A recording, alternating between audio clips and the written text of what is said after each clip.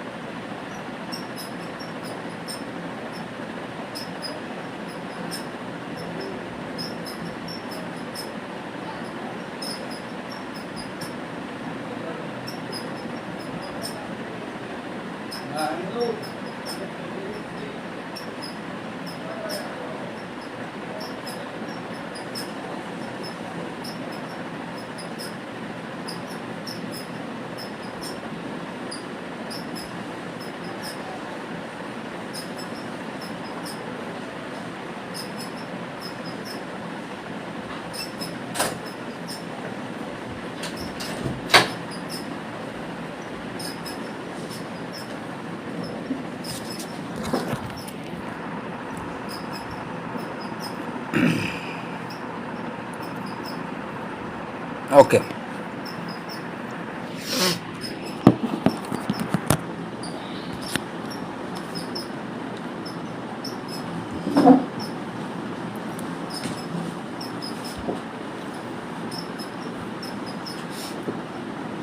আমরা আজকে আরম্ভ করি। আমরা বোধহয় চেস্ট এক্সরে পড়া একটু বাকি ছিল, ইসিজি বাকি ছিল, আর কোনো কিছু কি বাকি ছিল? এই দুইটাই বোধহয় বাকি ছিল না, আর ও যে ভাইবার টপিক নিয়ে আলোচনা করা, তাই তো?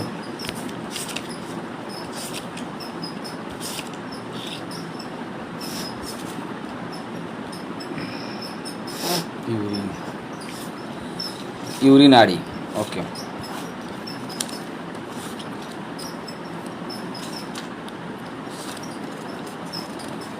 আমাদের পরীক্ষার হলে যে সকল চেস্ট এক্সরে থাকে সেগুলো ইউজুয়ালি একটা ইফিউশন থাকবে, প্লুরাল ইফিউশন। এরপর থাকবে একটা মাসলেশন,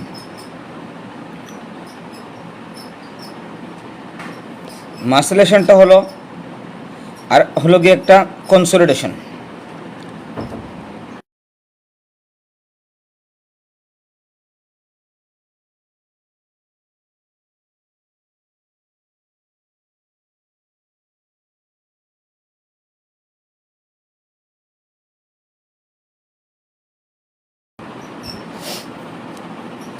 আচ্ছা, আর কনসলিডেশন, তাই তো? তিনটা, pleural effusion, মাসলেশন, consolidation.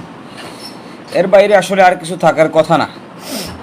Pneumothorax usually কখনোই দেওয়া হয় না এখন পর্যন্ত, বাকিটুকু তো আমরা জানি না। আর আসতে পারে সব কিছু, তবে প্রথম তিনটা আপনাদের খুব ভালো করে জানা থাকতে হবে। ইসিজিতে তো একটা অ্যাকিউট এমআই থাকবে, অথবা হলো আপনার এট্রিয়াল ফিব্রিলেশন, এই দুইটাই থাকে বেশিরভাগ সময়। এর বাইরে কমপ্লিট হার্ট ব্লক, এসবিটি, ভিটি এগুলো রেয়ার। হঠাৎ হঠাৎ এসবিটি আসে, মাঝে মাঝে কমপ্লিট হার্ট ব্লক আসে। তাহলে আপনারা কমপ্লিট হার্ট ব্লক, এসবিটি এগুলো একটু দেখে যাবেন আর কি, বাই চান্সের জন্য। তবে ইউজুয়ালি প্রথম এই দুইটা আসবে 95% ক্ষেত্রেই। আচ্ছা, চেস্ট এক্সরে তো আপনারা জানেন যে প্লুরাল ইকুয়েশন আসলে জিজ্ঞেস করা হবে, আপনাকে প্রথমে ডেসক্রিপশন দিতে হবে, এটা আপনারা জানেন সবাই। এবার এটা ডেসক্রিপশনটা মুখস্থ করবেন। টিপিক্যাল প্লুরাল ইকুয়েশনের ডেসক্রিপশনটা মুখস্থ থাকে, পরীক্ষা হলে ওইটাই বলবেন।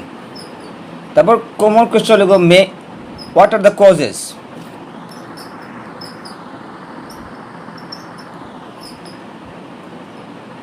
কজ, 1 নম্বর প্রশ্ন হলো কজেস। তো কজ তো আছে 4টা, আপনারা 3টা অবশ্যই বলবেন। Parapneumonic effusion, tubercular effusion, malignant pleural effusion বা ব্রঙ্কিয়াল কার্সিনোমা। যদি হিউজ ইফিউশন থাকে তাহলে tubercular pleural effusion, malignant pleural effusion এই দুইটা আগে বলবেন, তারপর প্যারানিউমোনিক ইফিউশন বলবেন। কজ বললে tubercular pleural effusion, bronchial carcinoma. আর যদি জাহাঙ্গীর আলম স্যার হন তাহলে ম্যালিগন্যান্ট প্লুরাল ইফিউশন বললে স্যার একটু বেশি খুশি হন। তো যে কোনো একটা বললেই হবে, যে cause TB, bronchial carcinoma, pneumonia, 4 নম্বরে পালমোনারি ইনফার্কশন প্লাস মাইনাস। প্রথম 3টা বলতেই হবে। তাহলে এগুলো কজ। কজের পরবর্তী প্রশ্ন আসবে, এগুলো আপনারা জানেন যে নেক্সট ইনভেস্টিগেশন কি pleural fluid expression and study. এখানে আপনারা কিন্তু খুব ভালো করে শিখে যাবেন। Pleural fluid expression study, sputum for স্পুটামের test, gram stain culture, AFB stain culture, আর প্লুরাল ফ্লুইড এক্সপ্রেশন স্টাডি। এই দুইটা অবশ্যই বলতে হবে, শুধু প্লুরাল ফ্লুইড বললে হবে না। আর প্লুরাল ফ্লুইড বলার পরে আপনার স্পুটাম বলতে ভুলে যান, অবশ্যই প্লুরাল ফ্লুইড এক্সপ্রেশনের পর স্পুটাম এক্সামিনেশনটা বলবেন। 2 নাম্বার 3 হলো কি আপনার যে প্লুরাল ফ্লুইড এক্সপ্রেশনের করলে কি পাবা, টিবি হলে কি পাবা, নিউমোনিয়া হলে কি পাবা, ম্যালিগন্যান্সি হলে কী পাবা, এগুলো আপনারা জানেন, এগুলো ভালো করে মুখস্থ করে যাবেন। আমরা আসি পরবর্তী কোয়েশ্চেনে। স্পুটাম করবো, স্পুটাম পর gram stain and FB stain, gene expert. তখন স্যার অনেক সময় জিজ্ঞেস করে যে জিন এক্সপার্ট এই জিনিসটা কী, সেটা নিউক্লিক অ্যাসিড অ্যাম্প্লিফিকেশন টেস্ট, মানে পিসিআর এসে আর কি, মানে আপনি বলবেন sir nucleic acid amplification test. তো এটা কি, যে এটার সুবিধা কি, এটা rapid, highly sensitive and specific. Rapid এবং হাইলি স্পেসিফিক এই দুইটা শব্দ বলবেন। যে স্পুটামের জিন এক্সপার্ট, স্পুটাম পর জিন এক্সপার্ট, এই টেস্টটা হাইলি স্পেসিফিক এবং র্যাপিড টেস্ট। ঠিক আছে, কার্টিজ ইউজ করা হয়। নিউক্লিক অ্যাসিড অ্যাম্প্লিফিকেশন টেস্ট, এখানে পিসিআর বেসড কার্টিজ ইউজ করা হয়। তো স্যাররা এগুলো অনেক সময় জিজ্ঞেস করে। স্যাররা বলবে যে প্লুরাল ফ্লুইডে কী টেস্ট, কি জিন এক্সপার্ট করা যায়? জি স্যার, প্লুরাল ফ্লুইডও জিন এক্সপার্ট করা যায়। ঠিক আছে, আচ্ছা, তাহলে আপনারা কজ জানলেন এবং ইনভেস্টিগেশন, স্পেশালি টিবিতে কী পাবেন, নিউমোনিয়াতে কী পাবেন, প্লুরাল ফ্লুইড এক্সপ্রেশনে, স্টাডিতে এবং ম্যালিগন্যান্সিতে কী পাবেন, এই 3টা কিন্তু খুব ভালো করে মানে মুখস্থ করে যাবেন। এখন স্যাররা জিজ্ঞেস করবে যদি আপনার নিউমোনিয়ার ক্ষেত্রে যে কী কী অর্গানিজম দ্বারা নিউমোনিয়া হয়, নিউমোনিয়ার ক্ষেত্রে কী কী অর্গানিজম, মানে যে বললো যে গ্রাম স্টেন করবেন, কি আশা করেন, কোন কোন অর্গানিজম দ্বারা নিউমোনিয়া হয়। কমন 3-4টা অর্গানিজমের নাম মুখস্থ করবেন। স্ট্রেপ্টোকক্কাস নিউমোনি, তারপর স্টেফিলোকক্কাস অরিয়াস, আর কি স্যার মাইকোপ্লাজমা, ক্লেমাইডিয়া, লিজিওনেলা। তো আমাদের জালাল স্যার থাকলে স্যার প্রশ্ন করে যে আচ্ছা মাইকোপ্লাজমা নিউমোনিয়া, যে নিউমোনিয়াটা করে এটার নাম কি, এটিপিক্যাল নিউমোনিয়া। তাহলে আপনারা এখানে যে জিনিসটা, যে প্রশ্নটা আপনারা মিস করেন যে অর্গানিজমস ফর নিউমোনিয়া, একটা প্রশ্ন, এগুলো আপনারা মুখস্থ করবেন। এর মধ্যে এটিপিক্যাল অর্গানিজম কোনগুলা, এটিপিক্যাল নিউমোনিয়া করে কোন অর্গানিজম, এদের বৈশিষ্ট্য কী। যেমন এরা মাইকোপ্লাজমা নিউমোনিয়া একটা ইয়াং এজের, ইয়াং অ্যাডোলেসেন্টদের নিউমোনিয়া করে, এটা একটা ড্রাই কফ থাকে ইউজুয়ালি। হ্যাঁ, তো আপনারা ইয়াং এই যে নিউমোনিয়া করে এটা বললে আমরা খুশি, এত বেশি কিছু বলার প্রয়োজন নেই। তাহলে অর্গানিজম তাহলে এক্সেতে প্লুরাল এফিউশন থাকলে নিউমোনিয়ার অর্গানিজম নিয়ে আপনাদেরকে প্রশ্ন করবে। এখন বলবে ট্রিটমেন্ট কি, এর পরে ট্রিটমেন্ট কি, therapeutic expiration of pleural fluid and treatment of the cause. এই ট্রিটমেন্ট অফ দ্য কজ থেকে স্যাররা আসবে, আচ্ছা তাহলে নিউমোনিয়ার ট্রিটমেন্ট কি, টিবির ট্রিটমেন্ট কি। নিউমোনিয়া ট্রিটমেন্ট কি আপনারা জানেন, কি অ্যান্টিবায়োটিক এক নাম্বারে, তারপরে কি antibiotic, oxygen therapy if needed, হ্যাঁ আর কি, আর হলো গিয়ে আপনাদের আইভি ফ্লুইড ইফ ইন্ডিকেটেড। ঠিক আছে, বইতে কিন্তু এই তিনটা কথাই লেখা আছে, antibiotic, oxygen therapy, IV fluid if needed. মানে কি আপনি কার তখন স্যার জিজ্ঞেস করবে, আচ্ছা আপনি কীভাবে কী করবেন, ওই এই ওষুধগুলো কীভাবে দেবেন, মানে কী অ্যান্টিবায়োটিক দিবেন, আপনি বলেন স্যার অ্যাকর্ডিং টু কার্ভ স্কোর, স্যার কার্ভ 65 স্কোর। অত আপনি প্রথমে বলতে পারেন স্যার আই ডু কার্ভ 65 and give adequate and antibiotic accordingly. Other কী লাগবে, অক্সিজেন থেরাপি লাগবে, আইভি ফ্লুইড লাগবে। অক্সিজেন থেরাপি কখন লাগবে, if the patient is hypoxic, saturation less than 94। IV fluid কখন লাগবে, যদি শকে থাকে, কার্ভ 65-এর বিপি যদি 90-র কম থাকে অথবা শক যদি থাকে তাহলে আমরা আইভি ফ্লুইড থেরাপি দিই। ঠিক আছে, আপনাকে স্যার জিজ্ঞেস করলে আপনি নিউমোনিয়ার কি treatment, sir antibiotic according to curve 65 score, oxygen therapy, IV fluid therapy. তখন স্যার বলে কার্ভ 65 স্কোরে কী আছে, কনফিউশন মানে নিউলি অনসেট কনফিউশন, যেখানে এমএমএসি স্কোর লেস দেন 8, ইউরিয়া মোর দেন 7, রেসপিরেট মোর দেন কত 25 বা 30, বিপি লেস দেন 90, এইচ 65। এগুলো আপনাদেরকে এত বেশি জিজ্ঞেস করা হবে না, আমাদেরকে জিজ্ঞেস করা হবে স্কোরিংয়ের ভিত্তিতে, যে স্যার 1 হলে কোন মানে 1 হলে কী করবেন, 2 হলে কী করবেন, 3 হলে কী করবেন। 1 হলে হোম ট্রিটমেন্ট, 2 হলে হসপিটাল সুপারভাইজ ট্রিটমেন্ট, 3 হলে হসপিটালাইজেশন, 4 হলে আইসিইউ। জাস্ট 1 2 3 1 2 3 দিয়ে আপনি মনে রাখবেন, একটা আউটডোরে, একটা সুপারভাইজড, একটা হসপিটালাইজেশন লাগবে। আর অ্যান্টিবায়োটিকগুলোর নাম, যেমন অ্যান্টিবায়োটিকগুলোর নাম কি, amoxicillin plus clavulanic acid plus clarithromycin, আর amoxicillin plus clavulanic acid plus co-amoxiclav plus clarithromycin IV. যে ডেভিডসনের ছক আছে, এই ছকটা একটু দেখে যাবেন। অ্যান্টিবায়োটিকগুলোর নাম বলতে পারলেই হবে, এত বেশি কিছু বলতে হবে না। তা আপনাদের নিউমোনিয়ার ট্রিটমেন্ট লাগবে। আর টিবির ট্রিটমেন্ট কি, স্যার অ্যান্টিটিবি থেরাপি। তখন স্যাররা জিজ্ঞেস করবে যে প্রশ্নগুলা, যে অ্যান্টিটিবি থেরাপি আপনি বলছেন, ওষুধের নাম বলেন, 4টা ড্রাগের নাম বললেন, কীভাবে দেয়, 4FDC 2 মাস, 2FDC এরপরের 4 মাস। এটা কি যে ক্যাটাগরি 1, কাদেরকে ক্যাটাগরি 1 থেরাপি দিব। ঠিক আছে, ক্যাটাগরি 1 দিবেন, বইতে লেখা আছে, মানে গাইডলাইনে যেরকম লেখা আছে, newly onset, newly ডায়াগনোজড, smear positive অথবা স্মিয়ার নেগেটিভ, যেটাকে বলে ক্লিনিক্যালি ডায়াগনোজড পালমোনারি টিবি, 1 নাম্বার, এটা বললেই হবে। আর তখন স্যার বলবে তাহলে ক্যাটাগরি 2 অ্যান্টিটিবি ড্রাগ কোনগুলা, মানে ড্রাগ জিজ্ঞেস করুন আমরা কখন দিই, sir retreatment case, treatment failure, treatment after default, এইগুলাতে আমরা স্যার যে ক্যাটাগরি 2 অ্যান্টিটিবি ড্রাগ দিই। ক্যাটাগরি 2 অ্যান্টিটিবি ড্রাগে কী আছে স্যার, ট্যাবলেট 4FDC 6 মাস। ঠিক আছে, ট্যাবলেট 4FDC 6 মাস। এর বাইরে আর কি দেওয়া হয় স্যার, লিভোফ্লক্সাসিন। এটা কখন কীভাবে দেওয়া হয় এগুলো আপনাদের এত বেশি লাগবে না, আপনার কাছে লিভোফ্লক্সাসিনের নামটা মনে রাখবেন, কারণ ভাইবা খুব শর্ট টাইমে হবে, স্যার আপনার কাছ থেকে পিন পয়েন্ট উত্তর চায়। তো আপনি প্রশ্ন ভেরি ক্লিয়ার, স্যার বলবে যে নিউমোনিয়ার অর্গানিজম, নিউমোনিয়ার ট্রিটমেন্ট, প্লুরাল এফিউশনের ট্রিটমেন্ট, আপনি বললেন যে অ্যাসপিরেশন আর থেরাপিউটিক, যে treatment of the cause. Pneumonia হলে কীভাবে ট্রিট করবা, টিবি হলে কীভাবে ট্রিট করবা, টিবির যে ক্যাটাগরি 1 ট্রিটমেন্ট রেজিমেন্টটা আমাকে বলো। আচ্ছা, ক্যাটাগরি 1 কাদেরকে দেওয়া হয়, নিউলি ডায়াগনোজড কেস।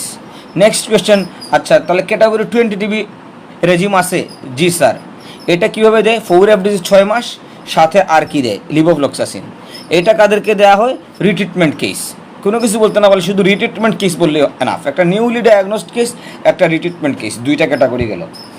এখন আপনাদেরকে কোনো স্যার জিজ্ঞেস করতে পারে, আচ্ছা আপনি অ্যান্টিটিবি ড্রাগ দেওয়ার আগে রোগীকে কী করবেন, অ্যান্টিটিবি ড্রাগ দেওয়ার আগে রোগীকে কী প্রশ্ন করবেন? এনটিটিভি ড্রাগ দেওয়ার আগে রোগীকে প্রশ্ন করতে হবে যে স্যার আমি দুইটা প্রশ্ন করব। প্রথম প্রশ্ন, স্যার সে আগে কখনো এনটিটিভি ড্রাগ পাইছে কিনা, না পাইলে সেটা কতদিন পাইছে, আর লাগে রোগীর ওয়েট কত। ঠিক আছে, তাহলে স্যার আপনি এনটিটিভি ড্রাগ দেবেন, দেওয়ার আগে কী দেখতে চান? স্যার ওয়েট দেখতে চাই। আর কিছু জিজ্ঞেস করতে চান? জি স্যার সে আগে কখনো এনটিটিভি ড্রাগ পাইছে কিনা, না। যদি আগে কখনো এনটিটিভি ড্রাগ পায়, 1 মাসের বেশি পায়, তখন সেটা ক্যাটাগরি 2 এনটিটিভি থেরাপি হবে। এই জন্য এটা খুব ইম্পর্ট্যান্ট, স্যাররা এটা জিজ্ঞেস করে। আর ওয়েট কেন? স্যার এনটিটিভি ড্রাগ ওয়েট অনুসারে দেওয়া হয়। আপনারা মনে রাখবেন, স্যার যে পরীক্ষা জিজ্ঞেস করেই ফেলে, ইউজুয়ালি করবে না। 30, তো আপনি মনে রাখেন 35 to 55, এই যে ওজন, এই ওজনে আসলে হবে 37 to 54। আপনি একটু মনে রাখেন 35 to 55 3টা এনটিটিভি ড্রাগ পাবে, 3টা 4FDC পাবে, 3টা 3FDC পাবে, 3টা। এর কম হলে ওজন 2টা পাবে ডেইলি, মানে 4FDC পাবে 2টা প্রথম 2 মাস, তারপরে 4 মাস 4FDC, যে 2FDC 2টা। মানে ওজন হলে কি এই ওজনের ভিত্তিতে কয়টা ট্যাবলেট খাবে এটা ডিটারমাইন হবে। 37 থেকে 54 3টা, 54-এর উপরে 4টা, 37-এর কম 2টা ট্যাবলেট ডেইলি। ঠিক আছে, এটা অনেক সময় জিজ্ঞেস করে ফেলে, আপনার তোটুকু বললে এনাফ। তারপর স্যার জিজ্ঞেস করবে, আচ্ছা এনটিটিভি ড্রাগের একটা করে সাইড এফেক্ট আপনি বলেন। একটা করে সাইড এফেক্ট বলতে বলে যেটা স্পেসিফিক সাইড এফেক্ট ওইটা বলবেন। আর সবগুলো ড্রাগ কী করে? হেপাটাইটিস করে, স্কিন র্যাশ করে। সব এনটিটিভি ড্রাগ কী করে? হেপাটাইটিস। আর যদি বলে সাইড এফেক্ট বলো, স্যার যে রিফাম্পিসিন হেপাটাইটিস, স্কিন র্যাশ। ঠিক আছে, এই দুইটার প্রত্যেকটা ক্ষেত্রে বলবেন। তারপর একটা করে আপনি যে কী করবেন, যেমন ধরেন পাইরাজিনামাইডের ক্ষেত্রে কী হয়? গাউট। ইথামবিউটরের ক্ষেত্রে কী হয়? রেট্রোভাল বা নিউরাইটিস। তারপর আপনার আইসোনিয়াজের ক্ষেত্রে কী হয়? 3টা INH, তাই তো? ইরিটেশন মানে সাইকোসিস, নিউরোপ্যাথি, হেপাটোটক্সিসিটি, 3টা। আপনি এই 3টা বললে এনাফ। ঠিক আছে, স্যাররা এনটিটিভি ড্রাগের সাইড ইফেক্ট জিজ্ঞেস করবে। জাহাঙ্গীর আলম স্যার জিজ্ঞেস করেন এক সময়, আচ্ছা ড্রাগ যে দিলেন, রুগী আপনাকে আপনার কী বলে দেওয়া উচিত? রুগীকে ড্রাগ দেওয়ার সময় কী কাউন্সেলিং করবেন? হয়তো স্যার বলে, আপনি রুগীকে ড্রাগ দিছেন, রুগী 2 দিন পর আইছে যে তার অসুবিধা হচ্ছে। কী অসুবিধা হইতে পারে? তখন আপনাকে বলতে হবে, স্যার আমি রুগীকে বলে দিব যে রুগীর প্রস্রাবের রং কমলা বা লাল হতে পারে, এতে ভীত হবেন না, ওষুধ চালিয়ে যাবেন। এটা রিফাম্পিসিনের একটা অ্যাডভার্স ইফেক্ট, এই জন্য ওষুধ বন্ধ করা লাগে না। এছাড়া আমি বলে দেবো, যদি তার পেটে মানে চোখ হলুদে মানে জন্ডিস আসে, স্কিন র্যাশ আসে, চামড়ায় লাল লাল দাগ যদি আসে, if there is hyper joint pain যদি হয়, ভিজুয়াল প্রবলেম হয়, সে ইমার্জেন্সি ডক্টরের কনসাল্ট করবে। তো স্যার জানতে চাই যেটা যে প্রস্রাবের রং লাল বা কমলা হতে পারে, এই কথাটা আপনি রোগীকে বলবেন কি না। তো ওষুধ ছাড়ার সময় রোগীকে কী অ্যাডভাইস দিবেন? যে স্যার যে যক্ষার ওষুধ বিনামূল্যে পাওয়া যায়, ডটস কর্নারে পাওয়া যায়। আচ্ছা আচ্ছা, আপনারা কি শুনতে পারতেছেন? বুঝতে পারতেছেন আসলে?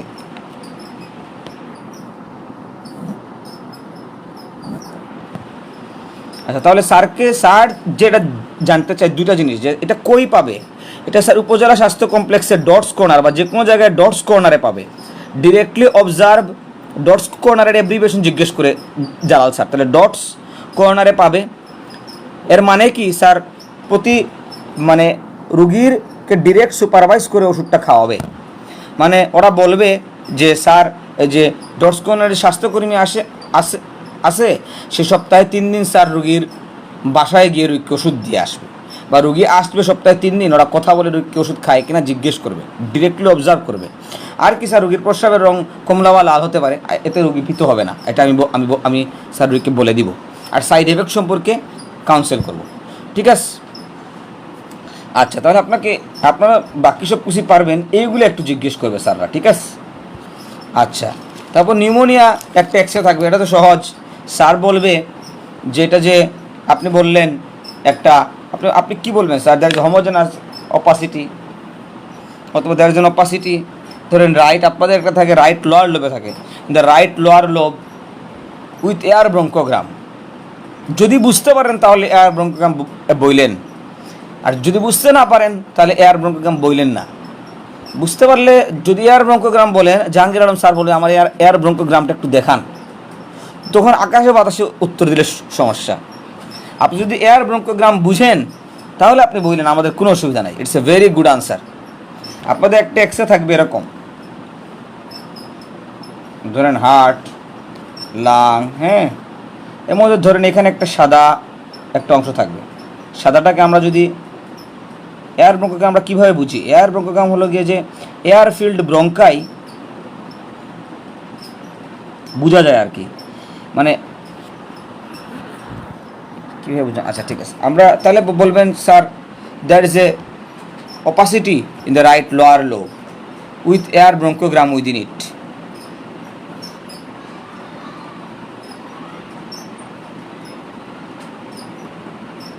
এতটুকু যদি বলতে পারেন তাহলে এনাফ। তখন আপনি যে তার রাইট লোবার ডিস্ট্রিবিউশন দেখে তা ওকে বলবেন যে এটা লোবার নিউমোনিয়া, যেহেতু কোনো ট্রাকিয়া শিফটিং নাই সেজন্য এটা কোলাপস না, ঠিক আছে। আচ্ছা, তো নিউমোনিয়ার যে এক্সে থাকবে এখানে এটাই জিজ্ঞেস করবো যে অর্গানিজমের নাম বলো।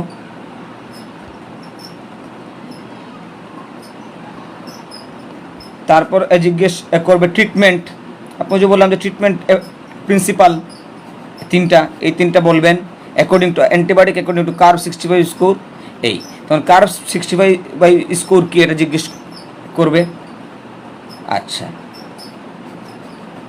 এর পরবর্তী কোয়েশ্চেন যেটা থাকবে যে অর্গানিজমের ভাগ হবে, যে এটিপিক্যাল অর্গানিজমগুলো আর কি নাম, এটা আপনাদের সাথে আমরা আলোচনা করে বসছি। সেখানে আর বেশি কিছু জিজ্ঞেস করবে না, এটা বুঝতে পারলে আমরা খুশি। তবে এয়ার ব্রঙ্কোগ্রাম বলতে হলে অবশ্যই চিনে বলতে হবে। এয়ার ব্রঙ্কোগ্রাম আপনারা তো দেখছেন আশা করি, না দেখলে আজকে একটু পড়বেন। তো এখানে একটা প্রশ্ন আসে, হোয়াট ইজ কনসলিডেশন? আপনি বললেন যে sir right lower lobe consolidation, DD কি কজ স্যার? নিউমোনিয়া। কনসলিডেশনের কমন এবং ইউজুয়াল কজ হলো নিউমোনিয়া। এছাড়া টিবিতেও কনসলিডেশন হইতে পারে, আরও অনেক ডিজে কনসলিডেশন হইতে পারে। যদি আপনি বলবেন স্যার এটা নিউমোনিয়া বললে হবে, অত আপনি যদি বলেন sir right lower lobe consolidation, it's কি cause sir? Pneumonia. Consolidation radiological diagnosis বললে বলা উচিত consolidation, right lower lobe consolidation বা right middle lobe consolidation. What is the cause? Pneumonia. আচ্ছা, স্যার তো বলতে পারে হোয়াট ইজ কনসলিডেশন, এটা একটা ভ্যালিড কোয়েশ্চেন, তা আপনাকে জানা থাকতে হবে। Exudative solidification of lung parenchyma is called consolidation.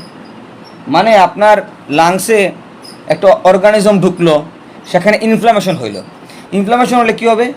Capillary permeability বাড়বে, সেখানে এক্সুরেশন অফ ফ্লুইড হবে।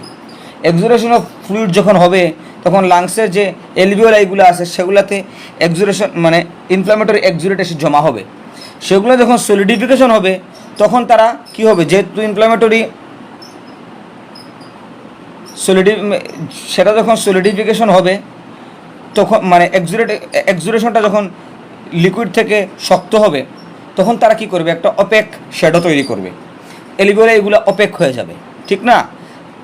কিন্তু যে ব্রঙ্কিউল এগুলো আছে, এলিভিওলাই এগুলার মানে যে রেসপিরেটরি ব্রঙ্কিউল, টার্মিনাল ব্রঙ্কিউল, সেইগুলোতে তো আপনার মানে এক্সুরেশন ইউজুয়ালি কম হবে, ইনফ্লামেশন বেশি যায় না, তো ওইগুলোর মধ্যে এয়ার থাকবে। এই যে আপনার নিউমেরাস এলিভিওলাইতে এক্সুরেটিভ সলিডিফিকেশন হইল, এর মাঝখানে এই যে ব্রঙ্কিউলগুলোতে এয়ার রয়ে গেল, ঠিক আছে? এর ফলে আপনি কি দেখবেন? এক্সুরেটিভ সলিডিফিকেশনের জন্য আপনি দেখবেন একটা অপেক শ্যাডো, আর এই অপেক শ্যাডোর মাঝখানে ব্রাঞ্চিং প্যাটার্নে কিছু এয়ার ফিল্ড স্পেস থাকবে। যেহেতু এখানে এয়ার আছে, ব্রঙ্কিউলগুলোতে এগুলো কী থাকবে? কালো থাকবে। ওই এয়ার ফিল্ড স্পেসটাকে বলে এয়ার ব্রঙ্কোগ্রাম। ফলে যে অপাসিটিটা পাওয়া যাবে এটা আপনি অপাসিটি বলবেন। এটা অনেক সময় একটু ইনহোমোজেনাসিটি থাকে, তো আপনি বলবেন দ্যার ইজ এ অপাসিটি, অথবা radio opaque shadow with air bronchogram. কেন radio opaque shadow? Due to solidification of exudate in the alveoli, ঠিক না? আর যে এয়ার ব্রঙ্কোগ্রাম এটা কি? এয়ার ফিল্ড যে ব্রঙ্কিউলগুলো রয়ে গেছে, ইনফ্লামেশনে থেকে বেঁচে গেছে কিছু ব্রঙ্কিউল, এইগুলাতে আপনার এয়ার থাকার কারণে এগুলা একটু কি থাকে, রেডিওলুসেন্ট থাকে। এই রেডিওলুসেন্ট যে ব্রাঞ্চিং প্যাটার্নে ব্রঙ্কিউল, এটাকে বলা হয় এয়ার ব্রঙ্কোগ্রাম। এতটুকু না বুঝলেও চলে, আপনি কনসলিডেশনের সংজ্ঞাটা মুখস্থ করবেন, যে exudative solidification of lung parenchyma is called consolidation. Cause কি স্যার? নিউমোনিয়া। ঠিক আছে, এতটুকু বলতে পারলে আমরা খুশি। আচ্ছা, আরেকটা আপনাদের থাকবে সুন্দর একটা এক্স রে, মোটাসোটা একটা অপাসিটি, তার বর্ডারটা ইরেগুলার। ঠিক আছে, এই যে ইরেগুলার বর্ডারের মানে সান রে অ্যাপিয়ারেন্সওয়ালা একটা অপাসিটি, এইটুকুকে আপনার mass lesion. What is your radiological diagnosis? Sir right sided mass lesion of lung. কী কজ স্যার? Bronchial carcinoma. শেষ। তখন স্যার আপনাকে জিজ্ঞেস করবে এই রোগীর ক্লিনিক্যাল ফিচার কী হতে পারে। তো ব্রঙ্কিয়াল কার্সিনোমার ক্লিনিক্যাল ফিচার মুখস্থ করতে হবে কয়েকটা আর কি। ধরেন sir calf, chest calf, হিমোপটাইসিস, chest pain, breathlessness, fever usually বলবেন না, বা বললে শেষে বলবেন। কি সাইন পেতে পারেন? স্যার চেস্ট এক্সামিনেশনের ফিচার্স অফ মাসলেশন। আর কি পাওয়া যাবে sir? Features of pleural effusion. এই রোগীর ক্ষেত্রে বলবেন স্যার এটা মাসলেশনের ফিচার পাবো। তাহলে মাসলেশনের ক্লিনিক্যাল ফিচারটা একটু মুখস্থ করে আসবেন, চেস্টের ফাইন্ডিংগুলা। আচ্ছা, তারপর স্যার বলে জেনারেল এক্সামিনেশনে কী পাবেন? অন্তত বললেন স্যার এনিমিয়া, লিম্ফেডোনোপ্যাথি, ক্লাবিং, এগুলো তো বলতে হবে। সার্ভাইকালি লিম্ফেডোনোপ্যাথি, ক্লাবিং। আচ্ছা, ক্লাবিং, ওকে। তখন স্যার ওর আচ্ছা ব্রঙ্কিয়াল কার্সিনোমা কয় ধরনের আছে? তাহলে আচ্ছা আমরা আস্তে আস্তে আসি। ক্লিনিক্যাল ফিচার মধ্যে সিমটম, সাইন জিজ্ঞেস করবে। আর সাইন মানে যে ফিজিক্যাল সাইন অফ মাসলেশন তো আপনারা মুখস্থ করে আসবেন। এরপর জিজ্ঞেস করবে আচ্ছা এই রোগীটার ইনভেস্টিগেশন আপনি কী করবেন? আপনি সহজ ইনভেস্টিগেশন আনবেন স্যার, একটা complete blood count with ESR করবো, স্পেশালি এনএচআর যেটা শুনতে চাইবে, CBC with ESR. Sir chest X যেহেতু করা আছে, আমরা স্পুটাম এক্সামিনেশন করব for malignant cell, gene expert বা এফবি স্টেন, এটা তো অবশ্যই সাথে করব। হ্যাঁ, এরপর বলবেন স্যার আমরা CT scan of chest with contrast করব। ঠিক আছে, প্রথমেই সিটি স্ক্যানে আসবেন না। CBC with ESR, sputum examination for malignant cell, CT scan of chest with contrast. এরপর আপনি বলেন স্যার সিটি স্ক্যানে যদি এটা, তো স্যার বলে ব্রঙ্কোস্কোপি করবো না, তখন বলেন স্যার ব্রঙ্কোস্কোপিও করবো, ব্রঙ্কোস্কোপি অ্যান্ড বায়োপসি। কখন আমরা আর কি করা যায়? সিটি গাইডেড বায়োপসি করা যায়, সিটি গাইডেড এফএনএসি করা যায়, আর ব্রঙ্কোস্কোপি অ্যান্ড বায়োপসি করা যায়। মানে আমরা সিটি স্ক্যান অফ চেস্ট করবো, সিটি স্ক্যান অফ চেস্ট করে sir if the lesion is peripherally situated, then আমরা sir CT guided fine needle aspiration and cytology করবো। আর if the lesion is centrally, if there is central lesion, তো যে তখন আমরা bronchoscopy and ট্রান্সব্রঙ্কিয়াল biopsy করতে পারি স্যার। মানে আমার কথাটা কি বুঝতে পারছেন? Complete blood count with ESR, sputum examination for malignant cell, then sir CT scan of chest with contrast করবো স্যার। স্যার বলে ম্যালিগনেন্ট সেল হলে কী হবে? কন্ট্রাস্ট এনহান্সমেন্ট হবে।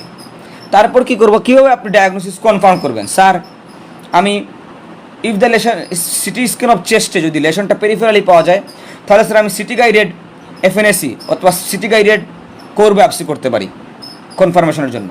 আর যদি সেন্ট্রাল লেশন থাকে তাহলে আমি ব্রঙ্কিওস্কোপি ফলোড বাই ব্রঙ্কিয়াল বায়োপসি করতে পারি। এটি হলো গিয়ে আপনার ডায়াগনস্টিক অ্যাপ্রোচ। তারপর হলো গিয়ে আপনার ট্রিটমেন্ট। এর আগে জিজ্ঞেস করবে আচ্ছা তাহলে যে ব্রঙ্কিয়াল কার্সিনোমা কয় ধরনের আছে? আপনি 4টা টাইপ বললেন। 4টা টাইপ জিজ্ঞেস করলে আমাদের যে জালাল স্যার জিজ্ঞেস করতে পারেন যে আপনাকে যে এই প্যারানিওপ্লাস্টিক সিনড্রোম কি, কোন টাইপে কোন ধরনের প্যারানিওপ্লাস্টিক সিনড্রোম হয়? আপনারা তো জানেন যে প্যারানিওপ্লাস্টিক সিনড্রোম জিনিসটা কি। These are the symptom complexes present in cancer bearing patient which cannot be explained by the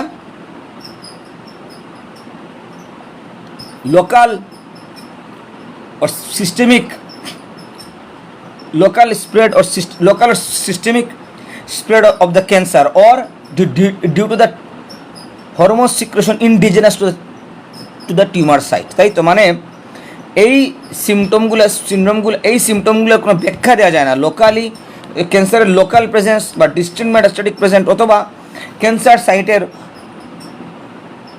specific, ধরো থাইরয়েড হরমোন সিক্রেশন, এরকম ক্যান্সার সাইটের হরমোনাল সিক্রেশন যেটা ব্যাখ্যা করা যায় না, তাই তো।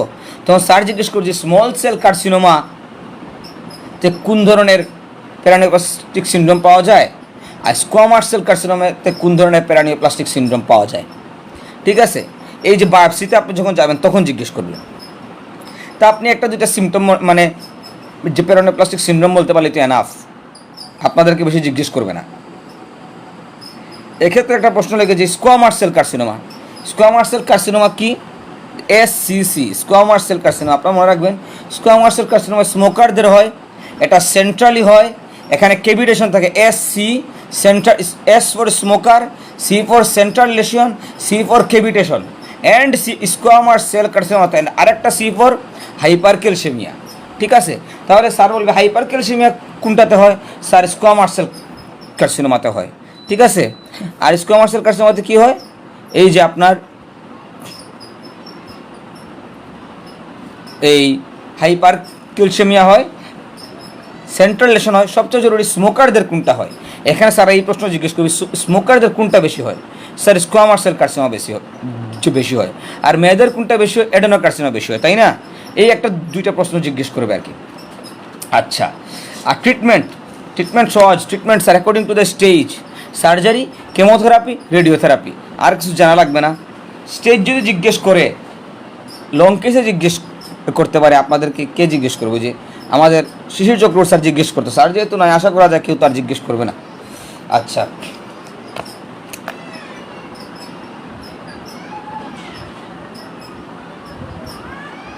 আচ্ছা একটা সেকেন্ড।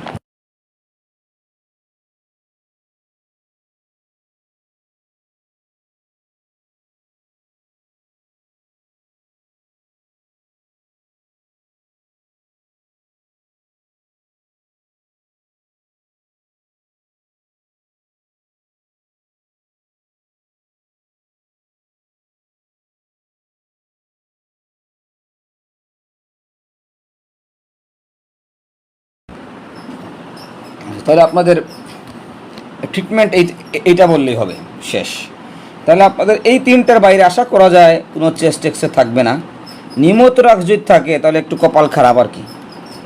এটা থাকলে আপনাদের ইন্টারনাল এক্সটার্নাল যে কোনো যেটা নিয়ে আসবে, এটা আমাদের এখানে নাই। তো নিউমোথোরাক্স যদি থাকে তাহলে এটা বাদ দেন, আপনারা একটু পড়বেন আর কি। আচ্ছা, তাহলে ইসিজিতে যেইটা সমস্যা আপনাদের, ইসিজিতে জাহাঙ্গীর আলম স্যার যদি সেকেন্ড হাফে থাকার সম্ভাবনা বেশি। আপনারা তো বোধহয় ফার্স্ট হাফ সবাই, তাই না? তাহলে আর বেশি আচ্ছা ঠিক আছে। তাহলে তারপরও জাহাঙ্গীর আলম স্যার থাকলে স্যার একটা প্রশ্ন করবে, ভেরি ইম্পর্ট্যান্ট, যে আপনি আমার এসিজি ফাইন্ডিং বুঝাই দেন। স্যার জানে যে আপনাদের কাছে দুইটাই আছে, আমরা দুইটাই দিব, একিউট এস্টিলেটেড MI দিব অথবা অ্যাট্রিয়াল ফিব্রিলেশন দিব। ঠিক আছে, এটা স্যার ভালো করে জানে। স্যার আপনাকে ডায়াগনোসিস জিজ্ঞেস করবে না, স্যার আপনাকে বলবে যে আমাকে এস্টিলিভেশনটা দেখান, আমাকে কিউ ওয়েভটা দেখান, আমাকে টি ইনভার্সনটা একটু দেখান। তো এইটা ভেরি ইম্পর্টেন্ট। হ্যাঁ, আচ্ছা, আপনাদের এক্সরে সম্পর্কে কোনো প্রশ্ন আছে কিনা? আচ্ছা, সেকেন্ড হাফ আছেন, আচ্ছা ঠিক আছে, সমস্যা না। আপনাদের এক্সরে সম্পর্কে কোনো প্রশ্ন আছে কিনা একটু বলেন। আপনার এক্সরেতে আরেকটা জিনিস কী করেন, আপনাদের মানে ফ্লো নষ্ট হয়ে যায়, বলেন plain chest x ray PAView, plain chest x ray না। আপনি বলবেন তো যে, তখন স্যারা জিজ্ঞেস করে আচ্ছা কন্ট্রাস্ট চেস্ট এক্সরে নামে কোনো এক্সরে আসেনি, তখন তো বিপদে পড়বেন, যে পড়ে যান, মানে ফ্লোটা নষ্ট হয়ে যায়। আপনি বলেন chest X-ray posterior interview showing, প্রথমে আপনি অ্যাবনর্মাল ফাইন্ডিং বলবেন, dense homogeneous opacity with curvilinear in upper border obliterating the costophrenic and cardiophrenic angle of the right side involving right mid and lower zone বা upper mid lower zone, যেইটা বুঝেন।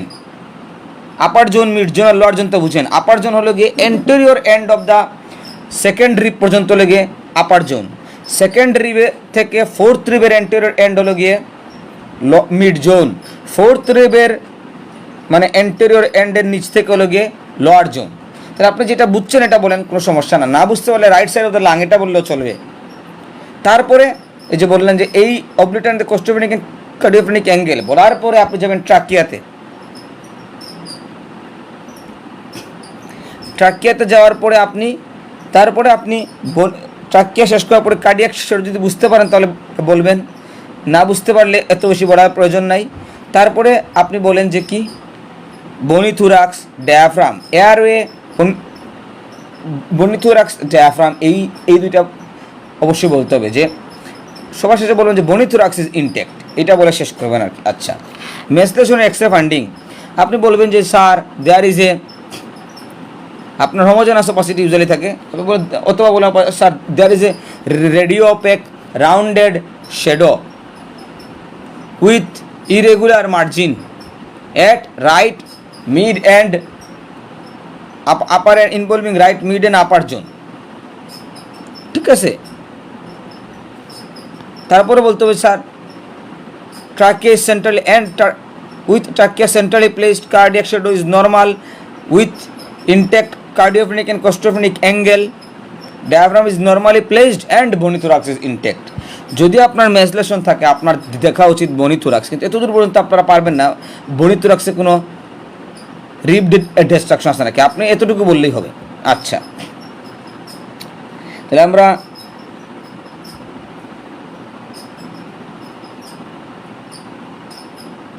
আচ্ছা ফার্স্টটা কে কে বসবে, এটার উত্তর কি এখন দেওয়া যাবে নাকি? এটার উত্তর পরীক্ষার সময় টুইস্ট থাকবে, এখন ওগুলা পুরোপুরি ঠিক হয় নাই।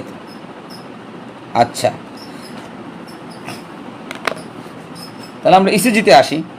অ্যাকিউট স্টিলেভেটেড এমআই, এনআইএস স্যার প্রশ্ন করবে আপনাদেরকে যে তুমি আসো গ্রামে, একটা প্রশ্ন, আর একটা প্রশ্ন করবো যে তুমি আর বাসায় একটা সমস্যা হইলো, যে বাসায় এরকম এরকম হইলো, বাসার পাশে একটা জায়গা তুমি সিজি করাইলে, এখন কি করবা? আর একটা প্রশ্ন করবো তুমি ওয়ার্ডে আসো, তোমার কাছে একটা রুগী আসছে, প্রশ্ন কিন্তু বুঝবেন ওই উপজেলায় আসো বা ওয়ার্ডে আসো, দুইটার কিন্তু উত্তরের শুরুটা একটু ভিন্ন হতে হবে, তাই না?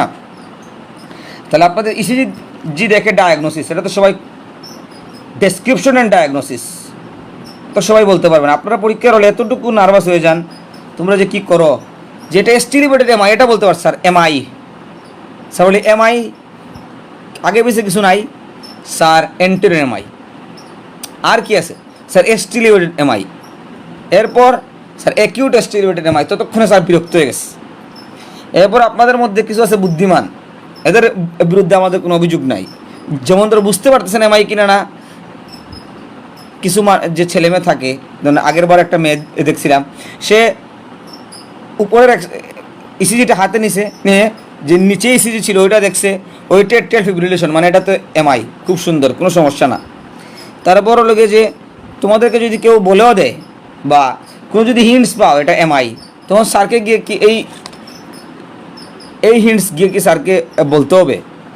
যেমন ধরো তোমরা এই সকল ভুল পরীক্ষা হলে যে করবা না, একবার পরীক্ষা হলে স্টুডেন্ট দুইটা ইসিজি দেওয়া হয়েছে, একটা এমআই একটা এট্রিয়াল ফিব্রিলেশন, স্টুডেন্ট পরীক্ষা হলে গেছে স্যার ইসিজি দিছে, তো বলতেছে এটা কি স্যার স্টিলেভেটেড এমআই, যে স্যার বলে আরেকটা ইসিজি আছে না, বলে জি স্যার আছে, ওইটাতে কি আছে স্যার, ওইটাতে এট্রিয়াল ফিব্রিলেশন আছে, তো বলে এটা আপনাকে কে বলছে যে আরেকটা ইসিজি আছে, তো এটা তো বিরাট ঝামেলা, মানে আপনার সাথে আপনার রেজিস্টারকে নিয়েও এটা আটানি লাগবে।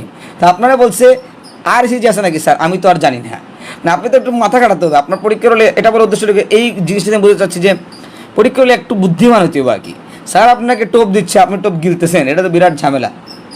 তো আপনি দেখবেন কি পাচ্ছেন, কনফিউশন থাকলে একটু ডানে বামে তাকাবেন যে আর কোনো ইসিজি আছে নাকি, তো ওইটা কি, ওইটা যদি একটা ফিব্রিলেশন বুঝতে পারেন তাহলে তো এটা এমআই, কোনো সন্দেহ নাই, ঠিক আছে।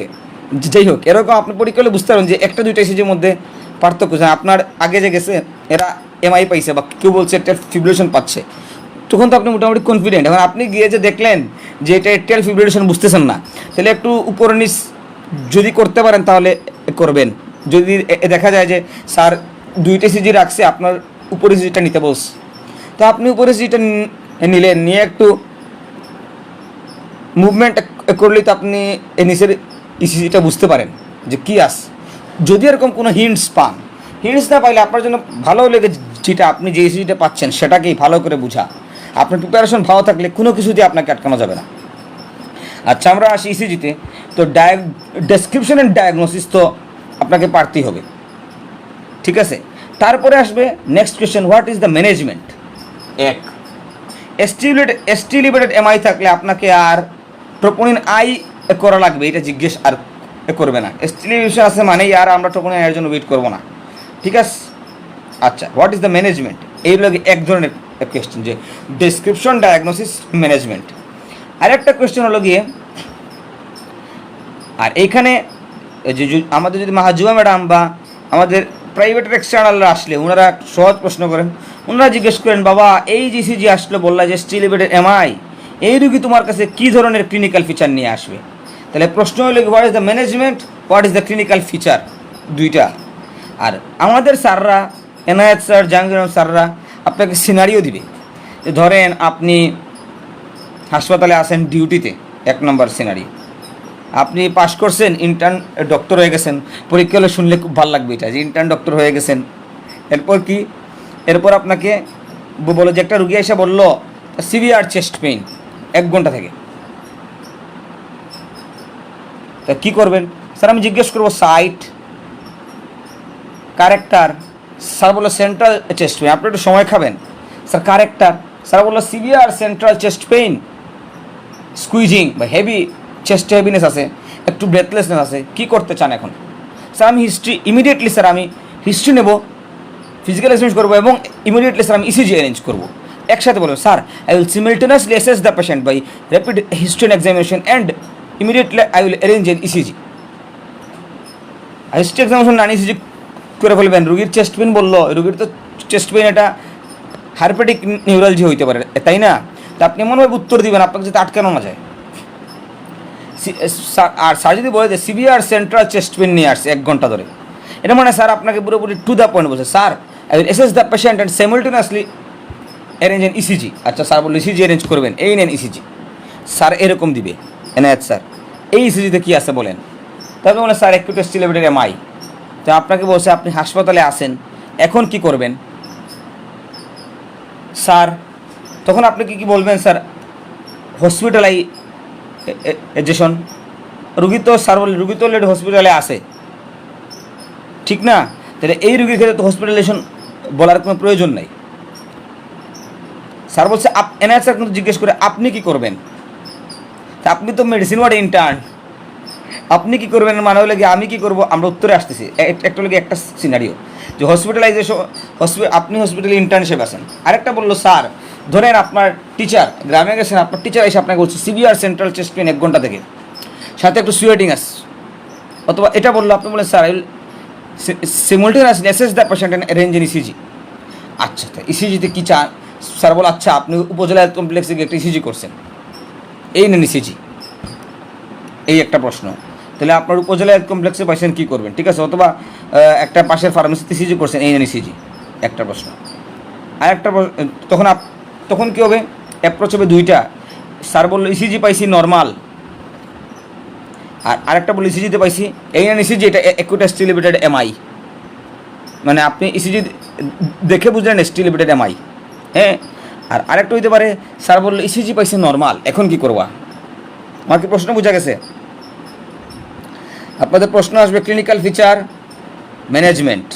এরপর প্রশ্ন আসবে সিনারিও বেসড, যে আপনি হসপিটালে আসেন ইন্টার্ন হিসেবে কী করবেন, আপনি কমিউনিটিতে আসেন কি করবেন।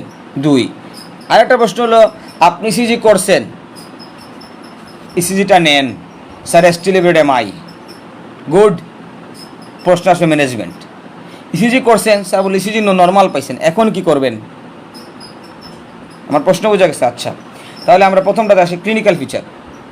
ক্লিনিক্যাল ফিচার বলতে বললে বাস্তবতা হলে গিয়ে আপনাকে পরীক্ষা হলে জিজ্ঞেস করে, বিডিএস না এমবিবিএসের পরীক্ষা হলে জিজ্ঞেস করা হয় চেস্ট পেইনটা কই থাকে আমাকে দেখাও। চেস্ট পেইনটা সাইট অফ চেস্ট পেইন দেখাতে পারেন, এটা কেমন, মানে এরে পাস দেওয়া কীভাবে সম্ভব আপনারই বলেন। তা আপনি বলবেন sir severe central chest pain, with pressing band-like sensation or squeezing in nature, with a radiation to arm, joint, neck, not relieved by rest, associated with sweating, nausea, vomiting and breathlessness. মুখস্থ, এটা মুখস্থ। Sir বলবে, আপনি একই সাথে বলবেন sir severe central chest pain, pressing band like sensation or squeezing in nature, having radiation to arm, joint, neck, associated with nausea, vomiting and sweating and breathlessness। এতটুকু বলতে পারেন, খুব ভালো। তারপর স্যার আপনাদেরকে জিজ্ঞেস করবে, তো অনেক সময় যে স্যার ম্যাডাম জিজ্ঞেস করছে রুগী কী বলবে, কোন জায়গায় চেস্ট পেন হয়, তো আপনাকে বলতে হবে স্যার এইভাবে, মানে বাম দিকটা হয়ে যাবে স্যার, সেন্ট্রাল টু বাম দিক এরকম স্যার, এইভাবে। আপনি রুগীকে কী দেখাবেন, এই বইতে যে ছবিটা আছে এটাই দেখাবেন স্যার, এভাবে চেস্ট পেন হয়, এই জায়গাটা স্যার, স্যার চেস্ট পেন হয় এই জায়গাটাতে, হ্যাঁ। আর কীভাবে স্যার এই দিকে রেডিয়েশন হতে পারে, এই দিকে হইতে পারে, এতটুকু আপনাদের তো পরীক্ষা দেখানো উচিত, ঠিক আছে। আচ্ছা, তাহলে আপনাদের এটা কিন্তু জিজ্ঞেস করা হয় যে চেস্ট পেন রুগী এসে কী বলবে, কই চেস্ট পেন হয় বলবে। আচ্ছা, তাহলে এই ম্যানেজমেন্টটা, এই সিমটমটা গেল ম্যানেজমেন্ট। ম্যানেজমেন্ট কি, যদি থিওরিটিক্যাল ম্যানেজমেন্ট বা লিখতে চান তাহলে বলতে হবে স্যার হসপিটালাইজেশন ইন সিসিইউ, এক নাম্বার। দুই, একসাথে বলেন sir hospitalisation in CCU, IV access and cardiac monitoring. এক number hospitalisation in CCU, IV access and cardiac monitoring. Oxygen therapy if hypoxic, saturation less than 94%. Loading dose of antiplatelet, aspirin 300 mg and clopidogrel 300 mg। এটা কীভাবে দেওয়া হয়, crush করে দেওয়া হয় যে যাতে র্যাপিড অ্যাবজর্পশন। তার loading dose of aspirin and clopidogrel, loading dose of antilipid therapy atorvastatin 40 mg। তাহলে লোডিং থেরাপি গেল দুইটা। প্রথমে কি hospitalisation in CCU, IV access and cardiac monitoring. আপনার এই কথা বলার প্যাটার্ন থেকে দেখে আপনি বলবেন স্যার হসপিটালাইজেশন, তারপর স্যার এই ইকোস্প্রিন, প্লাটিলেট, এভাবে আপনি বলতেছেন। আরেকজন বলতেছে hospitalisation in CCU, IV access and cardiac monitoring, loading dose of antiplatelet therapy, dual antiplatelet therapy, aspirin 300 mg and clopidogrel 300 mg, loading dose of atorvastatin 400 mg। একেবারে টু দ্য পয়েন্ট মুখস্থ করে এগুলো লিখবেন, এগুলো লিখে প্র্যাকটিস করবেন মুখস্থ। হসপিটালাইজেশন পর অক্সিজেন থেরাপি হাইপোক্সিক, তারপর কি লোডিং ডোজ, এরপর কি and sir if possible within 2 hours will go for PCI and primary coronary intervention, PCI. If not possible, কি দিবেন, reperfusion therapy or thrombolysis by streptokinase or alteplase or tenecteplase। ঠিক আছে, স্ট্রেপ্টোকাইনেজ বলতে পারলে আমরা খুশি, আমরা অনেক খুশি। এতটুকু বলতে পারলে তো আর কিছু চিন্তা করা লাগে না। তো শুরু থেকে আমরা যদি বলি যে এটা মুখস্থ করবেন কিন্তু এইভাবে, hospitalisation in CCU, IV access and cardiac monitoring, এক oxygen therapy hypoxic, loading dose of antiplatelet, aspirin and clopidogrel 300 mg each, loading dose of atorvastatin। তারপরে কি 5 নাম্বার যে definitive therapy with PCI or if not possible thrombolysis। তারপরে কি morphine if pain, sublingual GTN spray, morphine and sublingual GTN spray if pain. ঠিক আছে, এই হলো গিয়ে আপনার ইমিডিয়েট ম্যানেজমেন্ট। তাহলে এটা বইয়ের ভাষায় ম্যানেজমেন্ট, ঠিক না। তারপর আমরা সেকেন্ডারি প্রিভেনশন থেরাপি দেব। সেকেন্ডারি প্রিভেনশন থেরাপি যাতে আর স্ট্রোক মানে এমআই না হয় অন ডিসচার্জে, তাই তো। আরেকটা হলো আপনার যে সাবকিউটেনাস হেপারিন, তো মানে থ্রম্বোলাইসিস মানে পিসে যে সাবকিউটেনাস হেপারিন, তাহলে আপনি এই 7টা বলবেন আর কি, 7টা। ঠিক আছে, 1 hospitalisation, 2 oxygen, loading dose, antiplatelet statin, PCI or thrombolysis, তারপর লাগে আপনার যে মরফিন GTN আর কি হেপারিন। আচ্ছা, তখন স্যার বলে ইনফিরিয়র এমআই থাকলে আপনি কি দিবেন, হ্যাঁ পেইন তো থাকবে, আরে আপনি তো সবগুলো সিমিলটেনিয়াসলি দিবেন। আপনি রুগীকে মুখে খাওয়াবেন না, আগে অক্সিজেন লাগাবেন, মুখে খাওয়াবেন অ্যাসপিরিন ক্লোপিডোগ্রেল। হ্যাঁ, এরপর আপনি আইভি যে মরফিন দিলেন, পিসিআই অ্যারেঞ্জ করলেন, মানে এইগুলো ইমিডিয়েট থেরাপি, এগুলো একটার পর একটা সাইমultaneously হয়ে যাবে। এটা আপনার আগে পিছে, মানে আমি তো আগে পিছে, মানে আপনি আগে পিছে বললেও কোনো অসুবিধা না। আপনার ইমিডিয়েট ম্যানেজমেন্টে এইগুলো যে থাকতে হবে, আইডিয়াল ম্যানেজমেন্টে, যে এক অক্সিজেন আপনি শেষে বলেন কোনো অসুবিধা না, প্লেটলেট দেওয়ার পরে বলেন মরফিন, জিটিএন বলেন, হেপারিন, তারপরে বলেন থ্রম্বোলাইসিস, অসুবিধা না। এই 5-6টাতে একসাথেই হবে। ও আচ্ছা, পিসিআই পেশেন্ট যদি 12 ঘন্টার মধ্যে আসে তাহলে আমরা পিসিআই করবো বা থ্রম্বোলাইসিস করব। কিন্তু আমার 2 ঘন্টার মধ্যে যদি পিসিআই, মানে পেশেন্ট আসতে হবে 12 ঘন্টার মধ্যে, if patient comes within 12 hours of onset or by insult, then definitive therapy is PCI if it is possible within 2 hours. আপনার যদি সেটিংসে 2 ঘন্টার মধ্যে পিসিআই করার সেটিং না থাকে তাহলে আপনি থ্রম্বোলাইসিস দিয়ে দিবেন। আমার কথা কি বুঝতে পারছেন? With streptokinase or tenecteplase or alteplase।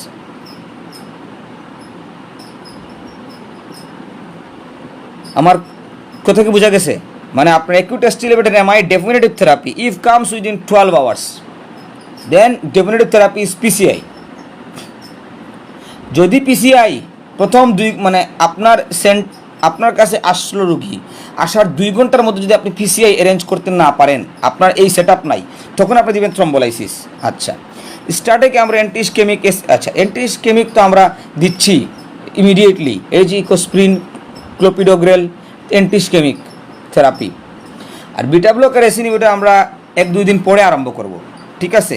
এটা আপনার ইমিডিয়েট ম্যানেজমেন্ট না। What is the immediate management? আর একটা হচ্ছে সেকেন্ডারি প্রিভেনশন।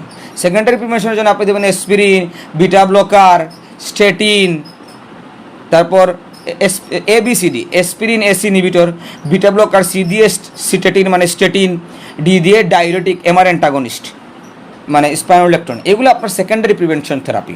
ইমিডিয়েট ম্যানেজমেন্ট বললে আপনি এই 7টা বলবেন। এই 7টার মধ্যে আগে পিছিয়ে বললে কোনো অসুবিধা না, মানে এই 7টা থাকতে হবে। তাহলে এটা তো লাগে যে আপনার আইডিয়াল ম্যানেজমেন্ট। কিন্তু আপনি আছেন মেডিসিন ওয়ার্ডে, আপনি কি করবেন? স্যার আমি IV access, cardiac monitoring, hospitalisation তো রুগী আসেই, আপনি তো রুগীকে তুমি মেডিসিন ওয়ার্ড থেকে যাও, সিসিতে যাও, আমি কোনো চিকিৎসা দেবেন এটা তো বলতে পারবেন না।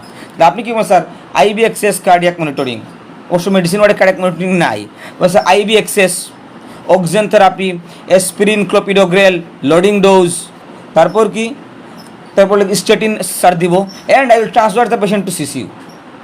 কারণ মরফিনও আপনি মেডিসিন ওয়ার্ড দিতে পারবেন না, আপনি তো দিতে পারবেন না, আপনার বস এসে দিতে হবে। আর সাবকিউটেনাস হেপারিন আপনার সিসিইউতে দিতে হবে, আপনার জিটিএন স্প্রে মেডিসিন ওয়ার্ড দিতে পারেন, আর থ্রম্বোলাইসিস তো সিসিইউতে করবে। তাহলে প্রশ্নটা কিন্তু এনআর স্যারটা জিজ্ঞেস করে, এই তুমি কি পিসিআই করবো নাকি? না স্যার, আমি সিসিইউতে ট্রান্সফার করবো, সেখানে স্যার দায়িত্বরত সিনিয়র পিসিআই ডিসিশন দিবে, ঠিক আছে? তাহলে আপনার প্রশ্নটা বুঝতে হবে যে আপনি মেডিসিন ওয়ার্ডে আসেন, তাহলে স্যার আমি ইমিডিয়েট ম্যানেজমেন্টটা দিয়ে, মানে ইমিডিয়েটের মধ্যে যেগুলো আমার দেওয়ার সেইগুলো আমি দিয়ে রুগীকে শিশুতে ট্রান্সফার করবো। আর একটা হলে রুগী গ্রামে আসে, আপনি কী করবেন? স্যার কিছু তো নাই, স্যার আমি রুগীকে Ecosprin, atorvastatin, clopidogrel sir loading dose খাওয়াবো, আর ইমিডিয়েটলি রুগীকে রেফার করবো ফর হসপিটালাইজেশন ইন সিসিইউ। আপনি তো অক্সিজেন থেরাপি দিতে পারবেন না, যদি থাকে তাহলে দিলেন। আর যদি স্যার সিভিয়ার পেন থাকে আমি জিটিএন স্প্রে দিব স্যার। আপনি তো মরফিন দিতে পারবেন না, হেপারিন দিতে পারবেন না, তাহলে আপনি গ্রামে কী দিবেন এটা আপনার মাথায় থাকতে হবে, যাতে পরীক্ষা হলে আপনি তো খুঁজে পেতে উত্তর দিলে হবে না। আচ্ছা, এখন এনআইএস একটা প্রশ্ন করে, এই যে স্যার একটা সিনারিও দিল, 1 ঘন্টার যে চেস্ট পেন নিয়ে আইস, স্যার বলেছি যে নর্মাল, এখন কী করবা রুগী? স্যারও কিন্তু বলছে severe central chest pain with sweating, nauseous এবং রেডিয়েশন, যা বলবেন সব আস, মানে এমআইয়ের একটা চেস্ট পেন বলতেছে, ওদিকে বলতেছে ইসিজি নর্মাল। তখন কি আপনি বলেন স্যার এটা এমআই না? তখন বলেন sir I will repeat this easy after 30 minutes. আসলে বইপত্র লেখা আছে 15 মিনিট পর, স্যার আসলে 30 মিনিট শুনতে চায়, স্যারের তো আরও বইপত্র পড়া আছে, আমরা কম বই পড়ছি। তাহলে এইটা আপনার মাথায় থাকতে হবে যে স্যার 30 মিনিটস পর আমি আরেকটা রিপিট ইসিজি করবো, মানে একটা টিপিক্যাল এমআই চেস্ট পেন নিয়ে আসছে, ECG normal, what will do next? Sir I will repeat ECG 30 minutes later. আর যদি আপনার হসপিটালে আসে তাহলে sir I will repeat ECG 30 minutes later. তারপর কী করবেন? রুগীর আপনি কি ট্রোপাই করতে পাঠিয়ে দেবেন? স্যার কিন্তু বলছে 1 ঘন্টার চেস্ট পেইন। জি না, ট্রোপাই বাড়তে কত সময় লাগে? 2 থেকে 4 ঘন্টা লাগে। তো বেশি বাড়াবাড়ি করলে হবে স্যার। তখন স্যার ট্রোপাই করবেন না? স্যার ট্রোপাই বাড়তে 2 থেকে 4 ঘন্টা সময় লাগে, এরপরেও হইলে স্যার আমি করবো। আমার উত্তরটা কি বুঝতে পারছেন?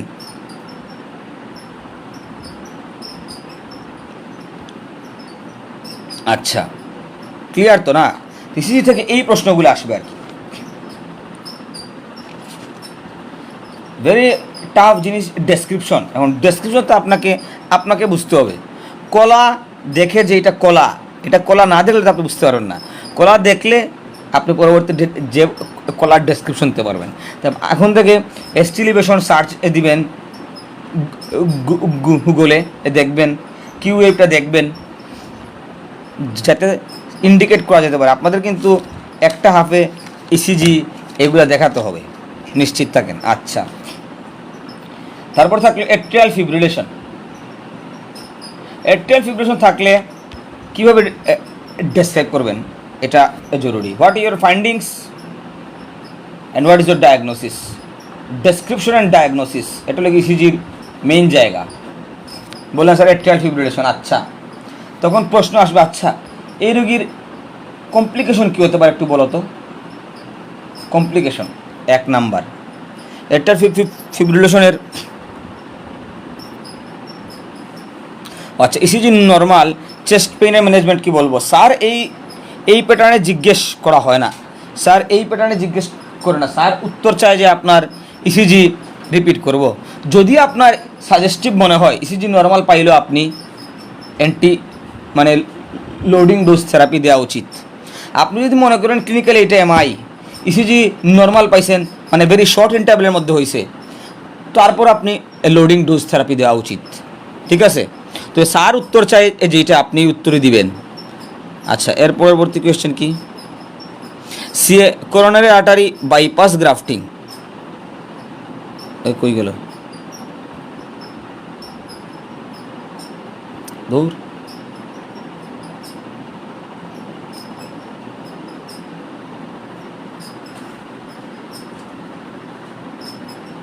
সিএবিজি আমাদের মেডিকেলে করা হয়। আমাদের মেডিকেলে করোনারি এনজিওগ্রাম করা হয়, স্টেন্টিং করা হয়, বাইপাস সার্জারি করা হয় না। আপনি সিএবিজি তো করোনারি আর্টারি বাইপাস গ্রাফট, আপনি বুঝতে জানতে চাচ্ছেন যে করোনারি এনজিওগ্রাম করা হয় কিনা? হ্যাঁ, করোনারি এনজিওগ্রাম করা হয় এবং সেখানে স্টেন্টিং করা হয়। আপনি যেটা পিসিআইটা আমাদের মেডিকেলে করা হয়, বাইপাস গ্রাফটিং আলাদা সার্জারি। এস্টিলেভেশন না পেলে, এস্টিলেভেটেড এমআই না পাইলে মানে আপনি যে রিপিট করবেন ইসিজি। নন এস্টিলেভেটেড ম্যানেজমেন্ট গ্রেস স্কোর দিতে পারলে খুবই ভালো। গ্রেস স্কোর দিয়ে না দিতে পারলে সমস্যা না, আপনি স্বাভাবিকভাবে বললেই হবে। ও আচ্ছা, কারণ আমি একটা ইম্পর্টেন্ট প্রশ্ন মিস করছি, structure and acute specific complication বলবে। আচ্ছা ঠিক আছে, গুড। আমি একটা বিরাট একটা জিনিস মিস করছি, এটা আমার লেখা ছিল কিন্তু আমি বলতে ভুলে গেছি আপনাদেরকে। কমপ্লিকেশন সারা জিজ্ঞেস করবে এই একুট স্টিলেভেটেড এমআই, সারা জিজ্ঞেস করবে এই রুগী, এর রুগীর কমপ্লিকেশন বলেন, ইমিডিয়েট কমপ্লিকেশন বলেন তো কী হবে, অথবা এই রুগী কীভাবে মারা যাবে। প্রথম প্রশ্ন হলো এই রুগী কীভাবে, এস্টিলেভেটেড এমআই এর রুগী কীভাবে মারা যাবে? Sir cardiac arrhythmia, cardiogenic shock, heart failure, মানে কার্ডিওজেনিক শক বা হার্ট ফেইলিওর, কার্ডিয়াক এরিথমিয়া। তখন স্যার বলবে এমআইতে কোন কার্ডিয়াক এরিথমিয়া হয়? আপনার বলেন sir atrial fibrillation, atrial tachycardia, SVT, VT. প্রথমে বলতে হবে sir VF, ventricular fibrillation, ventricular tachycardia, এটা বললে এনাফ, আর কিছু লাগবে না। তাহলে এমআইতে সারা বলবে এমআইয়ের রোগী কীভাবে মারা যায়। 1 নম্বর কোয়েশ্চেন। সেকেন্ড কোয়েশ্চেন হলো যে আপনি বলবেন স্যার কার্ডিয়াক এরিথমিয়া আর কার্ডিওজেনিক শক আর হার্ট ফেলিওর। সেকেন্ড কোয়েশ্চেন আসবে যে কোন এরিথমিয়া কমন বা কোন এরিথমিয়া হয়? Sir ventricular fibrillation, ventricular tachycardia. তারপর বলেন অ্যাট্রিয়াল ফিব্রিলেশন, যা ইচ্ছা তা বলেন, আর কোনো সমস্যা নেই, এই দুইটা বলতেই হবে। 2 তারপর বললে এমআইতে কী কী কমপ্লিকেশন হয়? তারপরে বলেন প্রথমে বলতে হবে arrhythmia sir, cardiac arrhythmia, ventricular fibrillation, ventricular tachycardia, atrial fibrillation, তাই না, জাংশনাল রিদম। এরপরে আপনি বাকিগুলা বলেন যে sir cardiac heart failure or cardiogenic shock. এই দুইটা বলার পরে যে এরিথমিয়া, কার্ডিওজেনিক শক বা হার্ট ফেলিওর, এগুলা বলার পর এখন আপনি বাক্যগুলো বলেন। Sir rupture of papillary muscle, chordae tendineae, ventricular septal rupture বলেন, ড্রেসলার সিনড্রোম বলেন, এগুলো বাকি যা আছে বাকি সব বলেন। পেরিকার্ডিয়াল ইফিউশন, পেরিকার্ডাইটিস, বাইকগুলা বলবেন। প্রথমে এই দুইটা বলে বাকিগুলা যেগুলো আছে বইতে এগুলো বলবেন। তাহলে এই দুইটা ভেরি ইম্পর্টেন্ট। তখন স্যারা জিজ্ঞেস করে, আচ্ছা ধরেন একটা রোগীর বিটি হইলো বা ভিএফ হইলো, কী করবেন? ধরেন একটা রোগীর ভেন্ট্রিকুলার ফিব্রিলেশন হইস, কীভাবে বুঝবেন? Sir bizarre pattern of QRS complex, bizarre ECG with bizarre pattern of QRS complex. আচ্ছা, এবং sir patient may be in cardiac arrest, মানে কি? স্যার রোগীর pulse BP not recordable, carotid pulse পাবো না, ব্লাড প্রেশার পাবো না। হ্যাঁ ঠিক আছে, গুড। তাহলে কী করবেন? আসলে সারা জানতে চাইছে ভেন্ট্রিকুলার ফিব্রিলেশন হইলে আপনি কি করবেন? স্যার রোগীকে কী করব? ভেন্ট্রিকুলার ফিব্রিলেশন হলে কী করতে হবে? বা বলেন স্যার বিটি বিএফ হয়েছে, কী করবা? স্যার আমি রোগীকে কী দেবো? ডিসি শক দেবো। স্যার বললো যে ডিসি শক দেওয়া দেখছো নি? না না দেখলে বলবেন জি স্যার দেখছি। দেখি নেই বলে তো বিপদ, এটা একটা গ্রস নেগলিজেন্সি হয়ে যাবে। তো স্যার বলবে ডিসি শক কীভাবে দেয় বলো তো? স্যার একটা মেশিন আছে স্যার, যে মেশিনে স্যার দুইটা প্যাড আছে, প্যাডটা লাগায়। প্রশ্ন আসবে এই জায়গায়, প্যাডটা কই লাগায়? আপনি আন্দাজে উত্তর দিলে যে উত্তরটা দিবেন সেটা ভুল হবে, ঠিক আছে? তা আপনাদের কী করতে হবে? আপনাদেরকে এখন গুগলে সার্চে দেখতে হবে যে পেটটা কই লাগায়, বুঝতে পারছেন? তো পেটটা কই লাগায় বুঝলেই, মানে গুগলে সার্চ দিয়ে দেখলেই বুঝবেন যে আন্দাজে উত্তর দিলে উত্তরটা কত বড় ঝামেলা করতে পারে, ঠিক আছে? তাহলে আজকে এটা দেখবেন।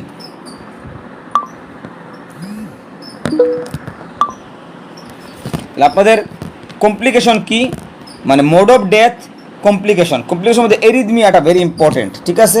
কোন এরিথমিয়া হয়, এরিথমিয়াতে কী করে, ঠিক আছে? এই জিনিসটা অন্তত আপনাদেরকে পারতে হবে। স্পেশালি এটা শিশির চক্রবর্তী স্যারের পেট কোয়েশ্চেন। স্যার হয়তো এক্সটার্নাল হিসেবে তো আসতেও পারে, ঠিক নাই? তো স্যারই এই প্রশ্নটা করে, তো অন্য যে কোনো স্যার এটা করতে পারে, হিজবুল্লাহ জীবন স্যারও করতে পারে। আচ্ছা একটা সেকেন্ড।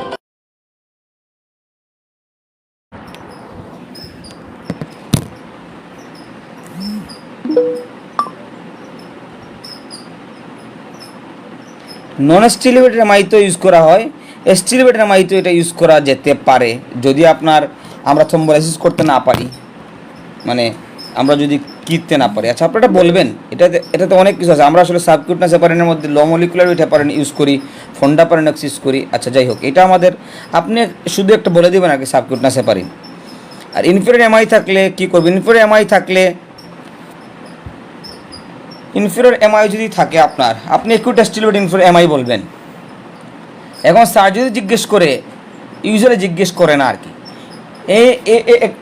এইখানে আপনার স্টিলেবেট এমআই থাকলে, ইনফেরিয়র এমআই থাকলে আমরা জিজ্ঞেস করি রোগীর, আমাদের জন্য এটা যে রোগীর রাইট ভেন্ট্রিকুলার ইনফ্রাকশন আছে কিনা না, এটা দেখার জন্য রাইট সাইডেড ইসিজি করা হয়। রাইট সাইডেড ইসিজি করে যদি B4R মানে ওই রাইট সাইডেড লিডে যদি ST এলিভেশন থাকে, তখন আমরা বলি এটা right ventricular infraction.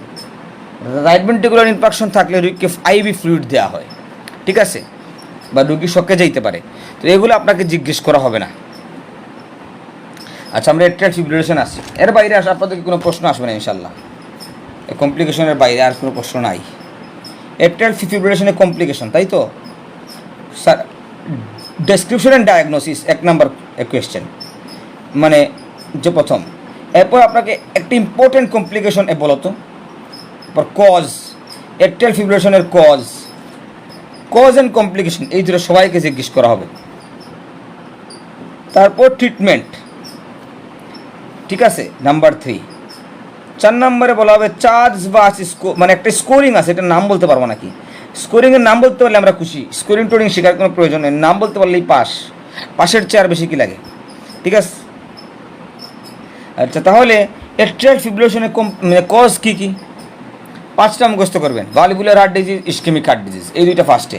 Valvular heart disease, ischemic heart disease, hypertension, hyperthyroidism, lone atrial fibrillation, এই 5টা বলে যা তা বলতে পারেন যে pneumonia, pericarditis, pulmonary embolism, chest trauma, আমাদের কোনো সমস্যা নাই।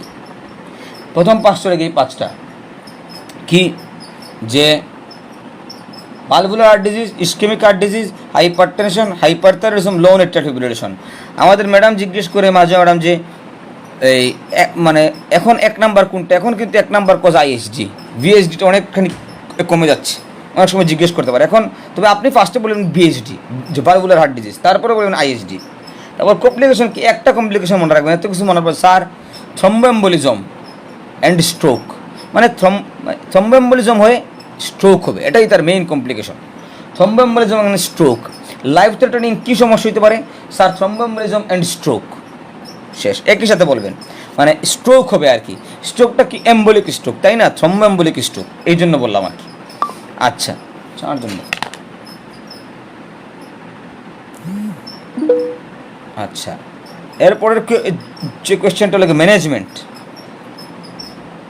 ম্যানেজমেন্ট আপনি বলবেন, ম্যানেজমেন্ট প্রিন্সিপাল বলবেন স্যার, রেট লিমিটিং, যে রেট কন্ট্রোল, রিদম কন্ট্রোল, প্রথম কি rate control, rhythm control, anticoagulant therapy and treatment of the cause, এই 4টা, rate control, rhythm control, anticoagulant therapy and treatment of the cause. Rate control by beta blocker, calcium channel blocker, digoxin. Rhythm control by pharmacological cardioversion और electrical cardioversion. Pharmacological cardioversion কীভাবে করা হয়,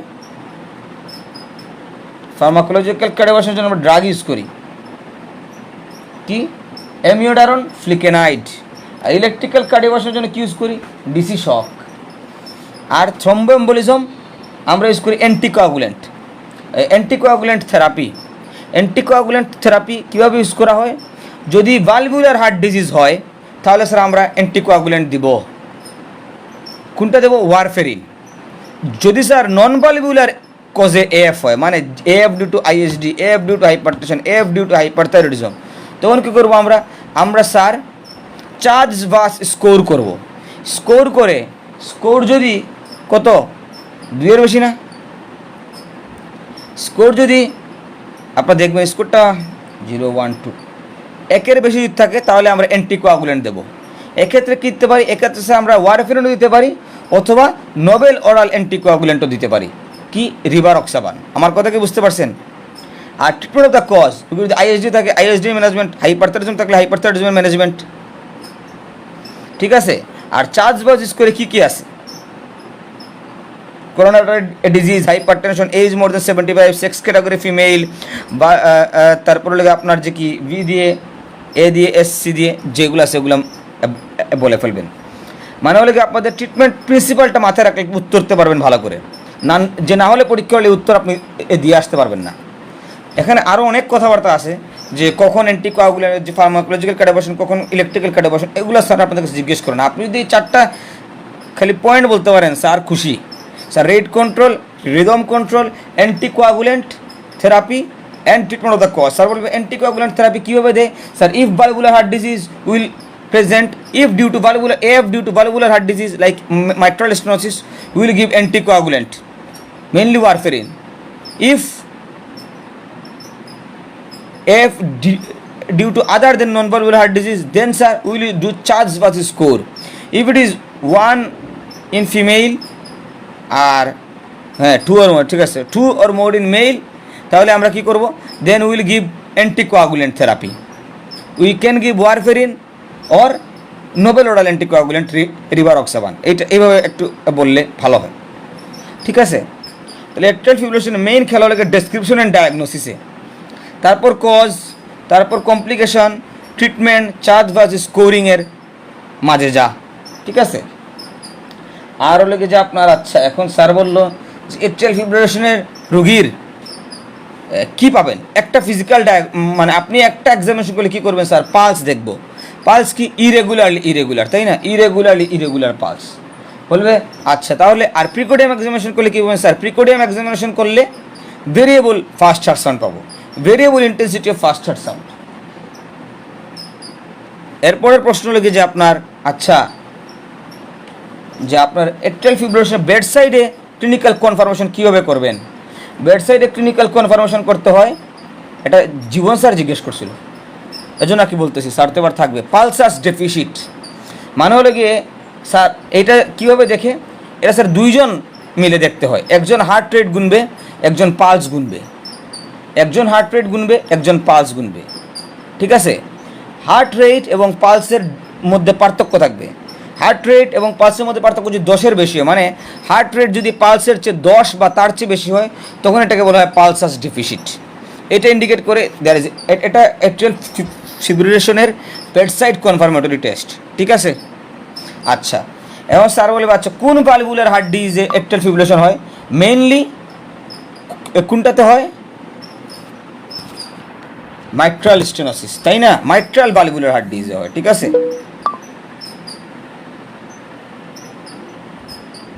আমার কথা কি বুঝতে পারছেন? আচ্ছা, অ্যাট্রিয়াল ফিব্রিলেশন থেকে আপনাদের কোনো প্রশ্ন আছে কিনা না?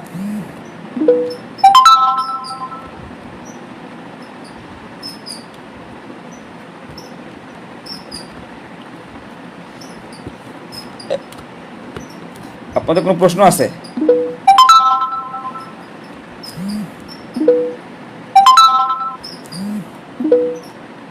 আচ্ছা, তারপর থাকে মাঝে মাঝে থাকে complete heart block. Complete heart block তো আপনারা আজকে পরীক্ষা দিয়ে আসছেন, ঠিক না? তাহলে তো এটা আপনারা বুঝছেন। First and slower management different, আপনাদের এত কিছু জিজ্ঞেস করা হবে না, বেশি হয়ে যাবে। আপনারা ডিরেক্ট এই 4টা লাইন বলবেন, যে 4টা লাইন আমি বলছি এই 4টা লাইন আপনি বলবেন। তারপর আপনাদেরকে এই অ্যান্টিকোয়াগুলেন্টে চলে যাবে, যে চার্জ বাজ স্কোর করবো, কত পাইলে কি হয়, এতটুকু বলতে পারলে অনার্স পাবেন। লেস দেন 12 অ্যাসপিরিন দেবো। Life threatening complication of AF, stroke, thromboembolism and stroke, মানে এম্বোলিক স্ট্রোক আর কি। আচ্ছা, তাহলে কমপ্লিট হার্ট ব্লকে একটু দেখবেন, এসবিটি দেখবেন, এগুলো সম্বন্ধে বেশি কোনো প্রশ্ন আসে না, এগুলো ইউজুয়ালি পরীক্ষার হলে থাকে না। আচ্ছা, আমরা নেক্সট কোয়েশ্চেনে যাই। তাহলে আমাদের চেস্ট এক্সরে শেষ, ইসিজি শেষ, তাই তো?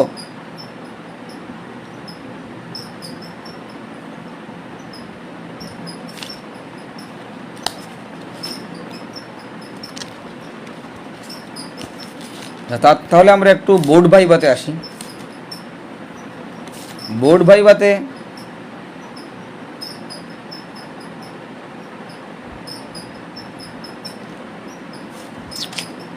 রেট কন্ট্রোল আগে করবেন না রিদম কন্ট্রোল আগে করবেন, এটা তো কাউকে আস্ক করতে আমি দেখি নাই।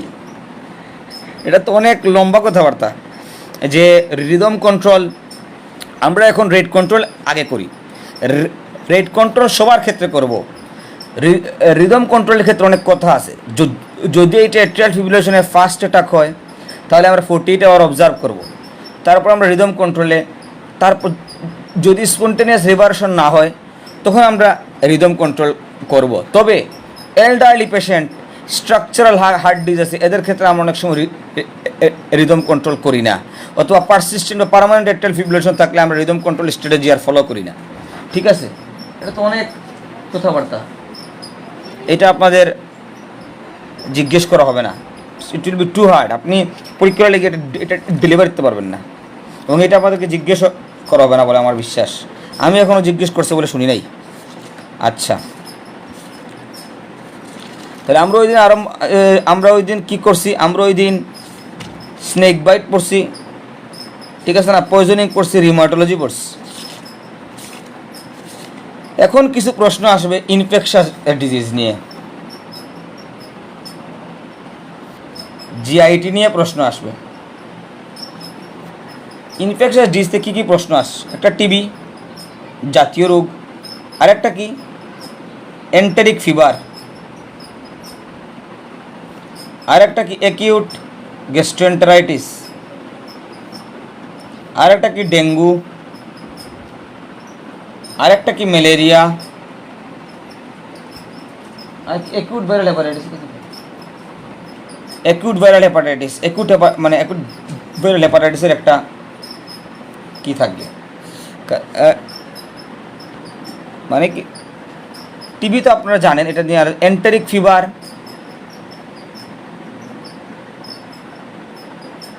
অ্যাকিউট গ্যাস্ট্রোএন্টারাইটিস, জিআইডি থেকে এই দুইটা থাকে। মানে এগুলো স্যার ইনফেকশাস ডিজিজে খুব পছন্দ করে। Acute viral hepatitis, dengue, malaria, এই 5টা তো পারতে হবে, এই 5টা ভেরি ইম্পর্ট্যান্ট। এর বাইরে অনেক কিছু জিজ্ঞেস করতে পারতো, এর বাইরে বেশি কিছু জিজ্ঞেস করা হয় বলে তো আমার ধারণা নাই। গতবার একবার স্যারদের কি মনে হয়েছিল মেনিনজাইটিসের সিনারিও দিছিল, এটা না পারলেও সমস্যা না, এই একটা পারতে হবে আর কি। তারপর এন্টেরিক ফিভার নিয়ে প্রশ্ন করে, ইনভেরিয়েবলি প্রশ্ন আসে, আপনার আসলে বুঝতে হবে। অনেক সময় এক স্যার এক একভাবে প্রশ্ন থ্রো করে, স্যার আসলে কী চাচ্ছে। জ্বর বলতে স্যার আসলে এন্টেরিক ফিভার, ডেঙ্গু, ম্যালেরিয়ার বাইরে আর কোনো জ্বর আসে নাকি? আপনাকে স্যার পরীক্ষা করলে ভাইরাল ফিভারের কথা বলবে? স্যার তো পরীক্ষা করলে ভাইরাল ফিভারের কথা বলবে না, ঠিক আছে না? তো আপনাকে যেটা জিজ্ঞেস করবে যে স্যার বলবে একটা রোগীর জ্বর ছিল 7 দিনের জ্বর, প্রথমে কম ছিল, গত 3 দিন থেকে খুব বেশি। বা এনএচ স্যার বলবে 5 দিনের জ্বর যে 10 দিনের জ্বর। স্যার এগুলা কম বেশি বলে না। তা সাথে কি বলবে, সাথে রোগীর 2বার ডায়রিয়া হয়েছিল, মাথা ব্যথা আছে, কি চিন্তা করবেন? এটা ভেরি টাফ। আর যদি বলে জ্বর ছিল, প্রথমে কম ছিল, এখন বাড়ছে, ডায়রিয়া হয়েছে 2-3বার, 10 দিনের জ্বর প্লাস ডায়রিয়া, আর 1 দিনের ডায়রিয়া হালকা জ্বর আছে, এটার মধ্যে পার্থক্য আছে না? যখনই বলবে 7-10 দিনের জ্বর, আপনি অ্যালার্ট হবেন। জ্বর 2 সপ্তাহের মানে সেকেন্ড উইকের জ্বর মানে আমরা বুঝি যদি নিউমোনিয়া ইউটিআই আউট হয়ে যায়, সেকেন্ড উইকের জ্বর মানে এন্টেরিক ফিভার, ঠিক আছে? আপনাদের বললাম যে আপনাদের টিবি নিউমোনিয়া তো আপনারা যে পারবেন ইনফেকশাসের মধ্যে, এর বাইরে আসবে enteric fever, acute gastroenteritis, dengue, malaria, acute viral hepatitis. তো আপনি তো জানেন আপনার এগুলোর ভিতরে থাকবে, তাহলে আপনি এন্টেরিক ফিভার কীভাবে বলবেন? স্যার বলবে 7 থেকে 10 দিনের এরকম একটা জ্বর, বলবে 8 দিন 10 দিনের জ্বর, মাথা ব্যথা আছে, কয়েকবার যে পাতলা পায়খানা হয়েছে, কী হইতে পারে? আপনাকে আমি কী বলছি, যদি সেকেন্ড উইকের জ্বর বলে নিউমোনিয়া ইউটিআই আউট, এর মানে ডায়াগনোসিস একটাই, এন্টেরিক ফিভার বলতে হবে। এন্টেরিক ফিভারের নামকরণ কেন এন্টেরিক ফিভার হইল? কারণ এটা এন্টেরিক সিমটম নিয়ে প্রেজেন্ট করে, ডায়রিয়া থাকে বা কনস্টিপেশন থাকে, খুবই 1-2বার ডায়রিয়া হয় বা 1-2বার যে কনস্টিপেশন হয় এরকম থাকে। তো আপনাকে বলতে হবে এন্টেরিক ফিভার ডায়াগনোসিস। ক্লু কি? Either step rise temperature, second week fever, step rise temperature, সাথে এন্টেরিক সিমটম থাকবে, হেডেক থাকবে। স্যাররা যে সিনারিও দেয় এইরকম সিনারিও থাকে, এন্টেরিক সিমটম, হেডেক। তো আপনাকে প্রথম আপনি বললেন স্যার এটা এন্টেরিক ফিভার, সব হলো গুড। তাহলে এখন কি ইনভেস্টিগেশন করবেন? 1 নাম্বার প্রশ্ন একটা। আরেকটা আসতে পারে যে আপনি এন্টেরিক ফিভারের ক্লিনিক্যাল ফিচার কী, একটা কি কমপ্লিকেশন কী। ক্লিনিক্যাল ফিচার আমাদের ডেভিডসনের বক্সে আছে, পড়বেন। কমপ্লিকেশনও ডেভিডসনের বক্সে আছে, দয়া করে পড়বেন। ফার্স্ট উইকে কী হয়, সেকেন্ড উইকে ক্লিনিক্যাল ফিচার কী হয়, কমপ্লিকেশন কী থাকে। আচ্ছা, আমরা আসি ইনভেস্টিগেশনে। আপনাদেরকে ইনভেস্টিগেশন বলার সাথে সাথে আপনারা মুখস্থ বলেন, স্যার ফার্স্ট উইকে ব্লাড কালচার, সেকেন্ড উইকে উইডাল, থার্ড উইকে স্টুল কালচার, ফোর্থ উইকে ইউরিন কালচার। স্যার বলতেছে রুগী 10 দিনের জ্বর নিয়ে আসছে, তাহলে উত্তরটা কী হবে? ভিরাল টেস্ট। ভিরাল টেস্ট বললেই স্যাররা মাইন্ড করে ফেলবে, ভিরাল টেস্ট এন্টেরিক ফিভারের টেস্ট না। প্রথম বলবেন স্যার কীভাবে আপনি, sir I will do blood culture first week, second week, third week, fourth week, সর্ব উইকে সবার কাছে গ্রহণযোগ্য এবং ডায়াগনস্টিক টেস্ট হলো ব্লাড কালচার। আমার কথা কি বুঝতে পারছেন? তো এই বাসু টাসু এগুলা মাইক্রোবায়োলজি এগুলো বাদ, কী টেস্ট করবেন? Sir blood culture and sensitivity করব, যেটা যাই বলুক এইটা। আর কি করা যায়? স্যার স্টুল কালচার করতে পারি, ইউরিন কালচার করতে পারি, ভিরাল টেস্ট করতে পারি, হ্যাঁ এগুলো তো ঠিক আছে। কিন্তু ব্লাড কালচারের পরে বলেন স্যার আরও যদি শুদ্ধ করে বলতে চান, মানে কী টেস্ট করতে চান? Sir complete blood count, blood culture and sensitivity test. এরপর কি? আদার কালচার, সিবিসি, ব্লাড কালচার, আদার কালচার। আদার কালচারের মধ্যে যা আছে সব বলেন। তো একটা জিনিস স্যারা জিজ্ঞেস করে, বোন মেরো কালচার কি করা যায়? জি স্যার বোন মেরো কালচার করা যায়। আর কি করে রোজ স্পট থেকেও কালচার করা যায়, এবং রোজ স্পট কালচার এবং বোন মেরো কালচারের ইয়েল্ড সবচেয়ে বেশি। ঠিক আছে, আচ্ছা তাহলে আপনাদের যে উইকে বলুক ইনভেস্টিগেশনটা 1 নম্বরে ব্লাড কালচার, তারপর সিবিসি আদার কালচার। ঠিক আছে, আদার কালচার বাকি সব আনেন, আমাদের কোনো অসুবিধা নেই। আচ্ছা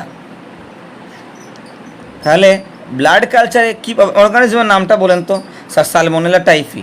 সালমোনেলা টাইফি গ্রাম নেগেটিভ না gram positive organism? Sir gram negative organism, তার যেটাই না গ্রাম নেগেটিভ এন্টেরোব্যাকটেরিয়া যেটাই না। আচ্ছা তাহলে এন্টেরিক ফিভারের ইনভেস্টিগেশনটা আপনারা সবাই ভুল করেন, আপনারা 1 নম্বরে ব্লাড কালচার বলবেন অ্যান্ড সেন্সিটিভিটি, তাহলে অনেক ঝামেলা শেষ। আচ্ছা এন্টেরিক ফিভারে কি লিউকোসাইটোসিস থাকে? ইউজুয়ালি লিউকোসাইটোসিস থাকে না। ঠিক আছে, নর্মাল ডব্লিউবিসি কাউন্ট বা লিউকোপেনিয়া থাকে। আচ্ছা এইটা একটা প্রশ্ন। ব্লাড কালচারে কী পাবেন একটা প্রশ্ন, আদার কী কালচার করা যায়? স্যার স্টুল কালচার, ইউরিন কালচার, বোন মেরো কালচার, স্প্লিনিক অ্যাসপিরেট কালচার, রোজ স্পট কালচার। এনআইএচ স্যারও দেখি শুনতে মানে অনেক সময় জিজ্ঞেস করে, জালাল স্যারও জিজ্ঞেস করে যে রোজ স্পট কালচার সম্বন্ধে জিজ্ঞেস করে। ঠিক আছে, আচ্ছা তাহলে আপনার ক্লিনিক্যাল ফিচার, কমপ্লিকেশন, ইনভেস্টিগেশন। এরপর স্যার বলবে আচ্ছা ঠিক আছে এন্টেরিক ফিভারের কেরিয়ার স্টেট আছে নাকি? জি স্যার আছে। কই কেরিয়ার স্টেট হিসেবে থাকে? স্যার গল ব্লাডারে। আর ট্রিটমেন্ট কি? ট্রিটমেন্ট কি? 3rd generation cephalosporin, ceftriaxone. আর কি দেওয়া যায়? এজিথ্রোমাইসিন দেওয়া যায়। আর কি দেওয়া যায়? সিপ্রোফ্লক্সাসিন দেওয়া যায়। আপনি সেফট্রিয়াক্সন বলতে পারলে হবে। কতদিন দেওয়া যায়? 14 দিনের ট্রিটমেন্ট, 2 গ্রাম 12 আওয়ারলি 14 দিন, কিন্তু আমাদের বইতে লেখা আছে 1 গ্রাম 12 আওয়ারলি। তাহলে আপনি গ্রাম ট্রাম বলার প্রয়োজন নেই, আপনি স্যার সেফট্রিয়াক্সন 14 ডেজ দেওয়া হয় স্যার। আর কি স্যার? Ciprofloxacin, azithromycin. আমাদের জাহাঙ্গীর আলম স্যার থেকে আপনি বলবেন sir we can give ciprofloxacin, azithromycin, ceftriaxone. Sir কি সেফট্রিয়াক্সনটা একটু নিচের দিকে এসে বলবেন আর কি। ঠিক আছে, আচ্ছা তাহলে ট্রিটমেন্ট আর কমপ্লিকেশন, আপনার কমপ্লিকেশনটা মুখস্থ করবেন, ক্লিনিক্যাল ফিচার মুখস্থ করবেন, ইনভেস্টিগেশন বললাম আর ট্রিটমেন্ট বললাম। ঠিক আছে, আপনাদের এন্টেরিক ফিভার বুঝতে কোনো প্রশ্ন যে সমস্যা আছে, স্যার বলবে একটা 7-10 দিনের ফিভার দিবে। ভাইরাল ডেঙ্গু হলে আপনাকে দিয়ে 5-6 দিনের দিবে, এরকম দিবে। আর এন্টেরিক ফিভার হলে 8 দিন 10 দিন 11 দিন 12 দিন, মানে সেকেন্ড উইকের একটা ফিভার দিবে। যে ফিভারে কাফ নাই, যে ফিভারে ডিজিউরিয়া নাই, আসে একটা এন্টেরিক সিমটম প্লাস হেডেক। আমার কথা কি বুঝতে পারছেন? এটা আপনাদের ক্লিনিক্যাল অ্যাপ্রোচেও লাগবে। মানে আপনারা মানে আমরা সহজে যেটা চিন্তা করি যে second week fever, pneumonia UTI excluded, enteric fever, এটা আমি অন্তত বিশ্বাস করি, এভাবে অ্যাপ্রোচ করা উচিত আর কি। তো আপনারা এই জিনিসটা মাথায় রাখেন, investigation, treatment, clinical feature, complication. Enteric fever শেষ। কোনো প্রশ্ন আছে নাকি? এরপর একটা প্রশ্ন হলে আপনাদের কাছে একটা ছেলে আসছে, 20 বছরের একটা ছেলে, ইয়াং স্টুডেন্ট, তার পেটে ব্যথা, পেটে ব্যথা, যে বমি বমি ভাব গত 1 সপ্তাহ থেকে, পেটে ব্যথা, বমি ভাব, শরীর ব্যথা, একটু ফিভারিশ ফিল আসছে।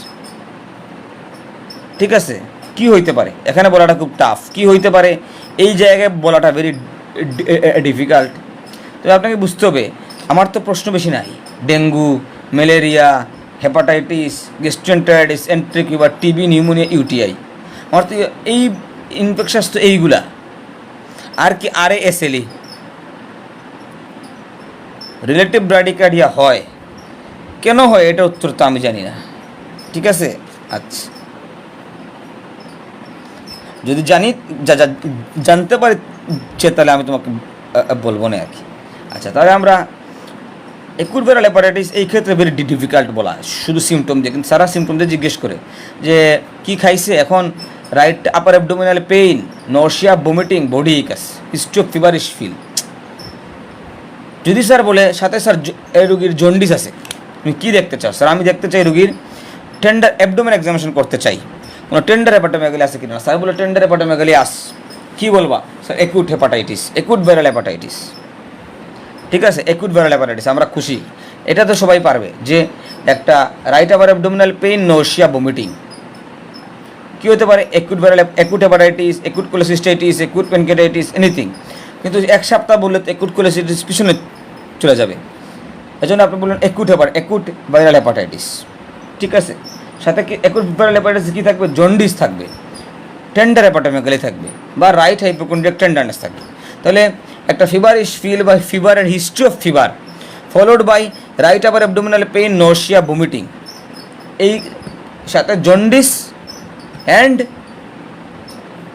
Tender hepatomegaly, acute viral hepatitis. আচ্ছা, তখন স্যার বলে তুমি অ্যাকুট ভাইরাল হেপাটাইটিসের কী ইনভেস্টিগেশন করতে চাও?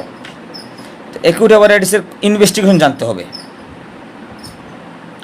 ইনভেস্টিগেশন হলো গিয়ে যে আপনার হ্যাঁ অ্যাকুট ভাইরাল হেপাটাইটিস বা অ্যাকুট হেপাটাইটিস বলতে পারবেন। অ্যাকুট যেহেতু বলছে হিস্ট্রি অফ ফিভার, একটা প্রোডম দিছে, রাইট আপার অ্যাবডোমিনাল একটা হিস্ট্রি অফ ফুচকা খাইছে, বাইরে একটা হিস্ট্রি দেয় না স্যার, অ্যাকুট ভাইরাল হেপাটাইটিস বললে ভুল হবে না। আপনি তো ক্লিনিক্যাল ডায়াগনোসিস করতেছেন, আমরা অ্যাকুট ভাইরাল হেপাটাইটিসের জন্য তো এত টেস্ট করি না, ক্লিনিক্যালি ডায়াগনোসিস আমরা করে ফেলি। অ্যাকুট হেপাটাইটিস বললে ওষুধ না, ড্রাগ দ্বারা হইতে পারে, ভাইরাস দ্বারা হইতে পারে, ফাঙ্গাস দ্বারা হইতে পারে, টক্সিন দ্বারা হইতে পারে, কোনো সমস্যা নাই। অ্যাকুট হেপাটাইটিস বললেও তেমন কোনো সমস্যা হবে না। আমরা যেখানে ছিলাম তো বললে অ্যাকুট হেপাটাইটিস বা অ্যাকুট ভাইরাল হেপাটাইটিস, স্যার বলবে প্রশ্নটা পড়ে যে কী ইনভেস্টিগেশন করবেন, আপনার ইনভেস্টিগেশন কী হবে?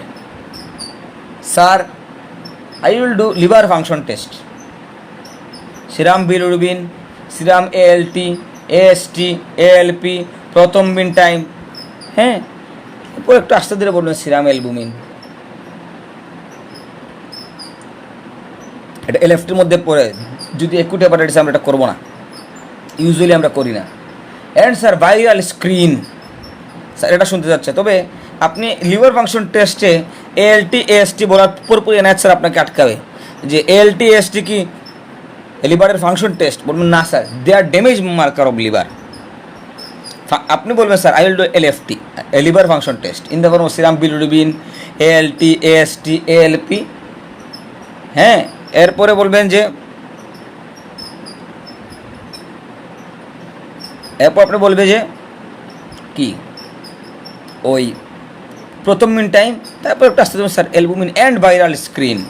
তখন আপনাকে জিজ্ঞেস করা হবে যে স্যার বলবে যে এএলটি এএসটি কি লিভারের ফাংশন টেস্ট, বলবেন না স্যার এটা ড্যামেজ মার্কার, তবে এটা এলএফটির মধ্যে আছে, এটা লিভারের ফাংশনাল অ্যাসেসমেন্ট, এটা ড্যামেজ মার্কার, ঠিক আছে। আচ্ছা, তো স্যার বলে ভাইরাল স্ক্রিন করবেন, কোন ভাইরাল স্ক্রিন করবেন? তো অ্যাকুট হেপাটাইটিস করে কোন virus? Hepatitis A, hepatitis E, hepatitis B. একটা সেকেন্ড।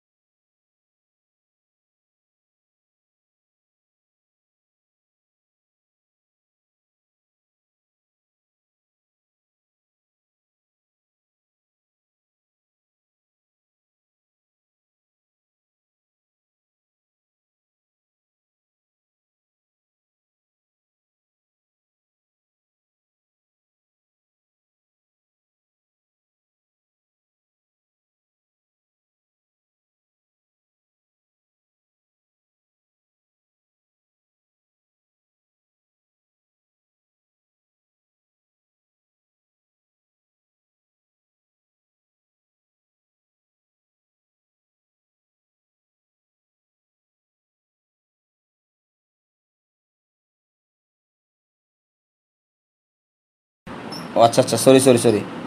ও আচ্ছা আচ্ছা, আমরা কোথা থেকে হয়েছিলাম?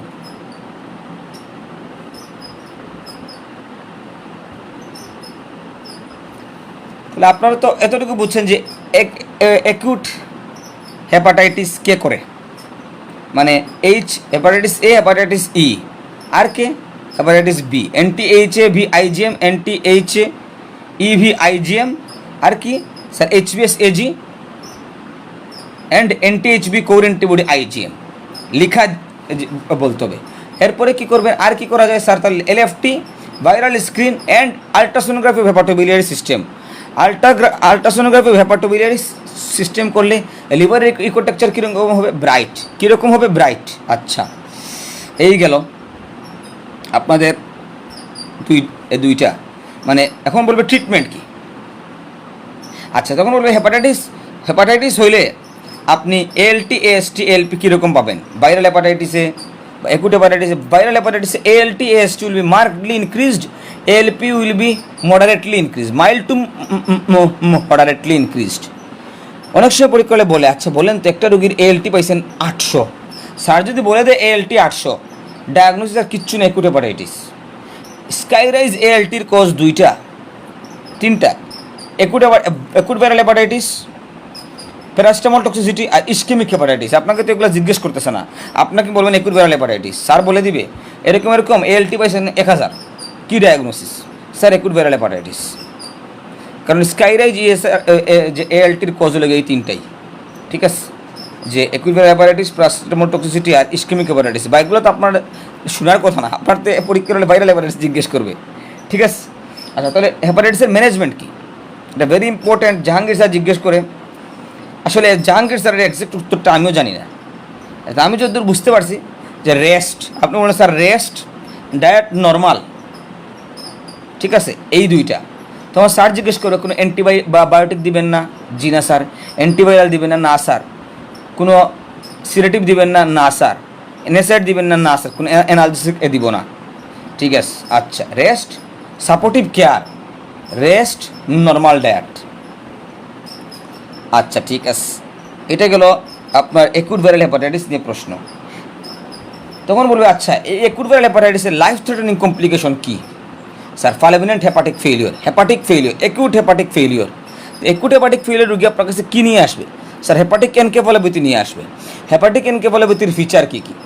Sir altered sleep pattern, altered consciousness in the form of drowsiness, confusion, coma, ঠিক না? আচ্ছা, তাহলে অল্টার্ড স্লিপ প্যাটার্ন, যে decreased attention, altered sleep pattern, decreased attention, altered level of consciousness in the form of drowsiness, confusion, coma। আচ্ছা বললো, আচ্ছা এই রুগীর তাহলে এই ফিচার নিয়ে আসলে হেপাটিক এনকেফালোপ্যাথি। আচ্ছা, হেপাটিক এনকেফালোপ্যাথি রুগীর কী সাইন পাবেন? স্যার জন্ডিস, লজ ইসিএস, আর কি flapping tremor, jaundice, flapping tremor, লজ ইসিএস, বাইলেটারালি এক্সটেন্সর প্লান্টার। বললো ঠিক আছে, তাহলে বেড সাইডে কীভাবে বুঝবেন? স্যার যে ফ্লেপিং ট্রেমর দেখে বুঝবো স্যার। আচ্ছা, ঠিক আছে। আর কি থাকে? আর কি সাইন? আর কিছু করতে বলেন? জি স্যার, রোগীর লজ ইসিএস থাকবে, আর কি থাকবে? রোগীর কনস্ট্রাকশনাল অ্যাপ্রাক্সিয়া থাকবে। তাহলে সাইন কি কি? জন্ডিস, ফ্লেপিং ট্রেমর, লজ ইসিএস, কনস্ট্রাকশনাল অ্যাপ্রাক্সিয়া, আর কি বাইলেটারাল এক্সটেন্সর। কনস্ট্রাকশনাল অ্যাপ্রাক্সিয়া জিনিসটা কি?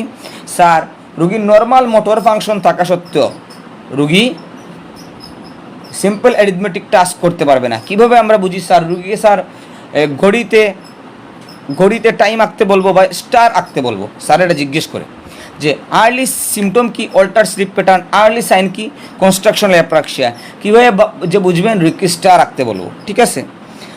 অ্যাকুট হেপাটিক ফেলিওর সম্বন্ধে এটা জিজ্ঞেস করবে। আর এই তুমি শুনতে পাচ্ছ না? এখন তো শোনা যাচ্ছে, তাই না?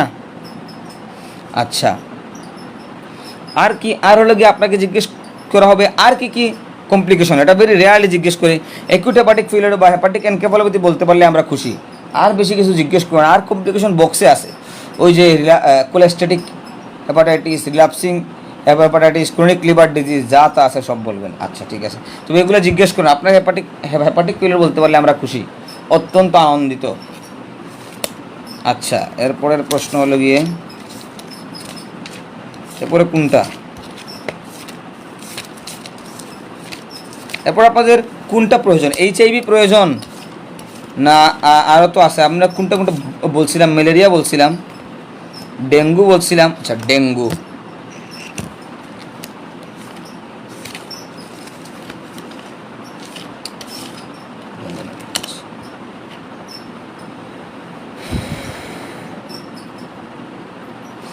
আচ্ছা ইনসিডেন্টাল ডায়াগনোসিস অফ এইচবিএসি, যেটা তো আসলে অনেক বড় কথাবার্তা, এটা আপনাদের পরীক্ষার হলে জিজ্ঞেস করে বলে আমার ধারণা নাই। তো আমি এটা বললে, আচ্ছা আমরা এর আগে ডেঙ্গুটা একটু বলে ফেলি, এটা আমরা পরে বলবো না। ডেঙ্গু, ডেঙ্গুর সিমটম আসবে এইভাবে যে একটা ধরো একটা স্টুডেন্ট, শাস্ত্রে একটা স্টুডেন্ট, ঢাকা বাড়ি, আপনার কাছে আসছে ফিভার, সিভিয়ার বডি এক। যখনই বলবে সিভিয়ার বডি এক, ঢাকার নাম আসবে, ঢাকা ডেঙ্গুতে ঢাকা থাকবে, আর কি থাকবে, বডি এক থাকবে, সিভিয়ার ফিভারের সাথে বডি এক। আপনি টাইফয়েডে কিন্তু হেডেক বলবে, বডি এক তেমন বেশি বলবে না। ডেঙ্গুতে বলবে বডি এক, ফিভার বডি এক বা ফিভার জয়েন্ট পেইন, তখনই আপনি অ্যালার্ট হবেন এটা ডেঙ্গু। আর যা কিছু বলুক আপনাদের ওয়ার্ড পাটারে বলছি, travel history, significant travel history, অনেক স্যার তো অনেকভাবে বলতে পারে, আপনাদের যে নতুন কোনো স্যারও আসতে পারেন, আমি আগের স্যারদের কথা বলতে থাকি, এনায়েত স্যার বা এরকম। ট্রাভেল হিস্ট্রি, তারপর কি ফিভারের সাথে বডি এক, ভেরি ইম্পর্ট্যান্ট, বডি এক প্লাস ফিভার, এইটা থাকলে কি বলবেন, স্যার ডেঙ্গি ফিভার।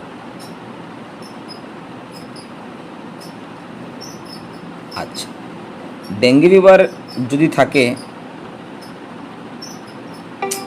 আচ্ছা এটা 2 মিনিট ওয়েট করেন, হ্যাঁ 2 মিনিট ওয়েট করেন।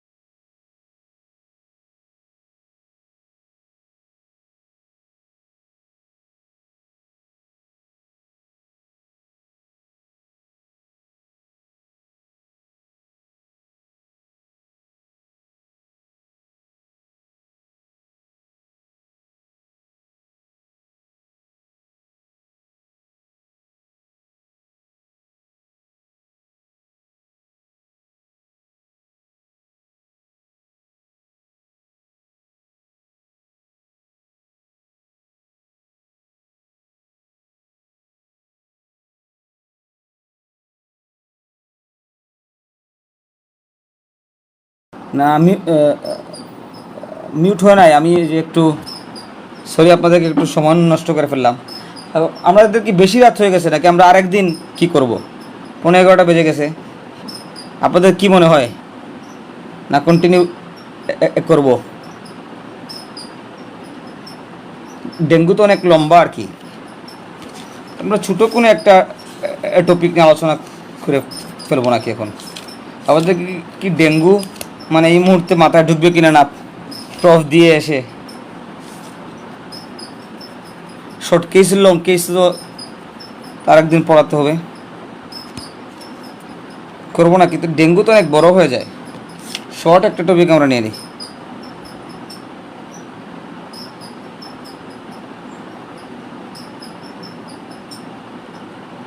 লং কেস শর্ট কেস আমরা আরেকদিন আলোচনা করতে পারবো। আচ্ছা, অ্যাকিউট ক্রিটিক্যাল মেডিসিন থেকে আমরা কী পড়বো? আচ্ছা, এগুলো বলা হয় না, এটা এটা জরুরি। ডেঙ্গু টপিকগুলো আমরা আরেকদিন আলোচনা করি, কারণ এটা অনেক বড়।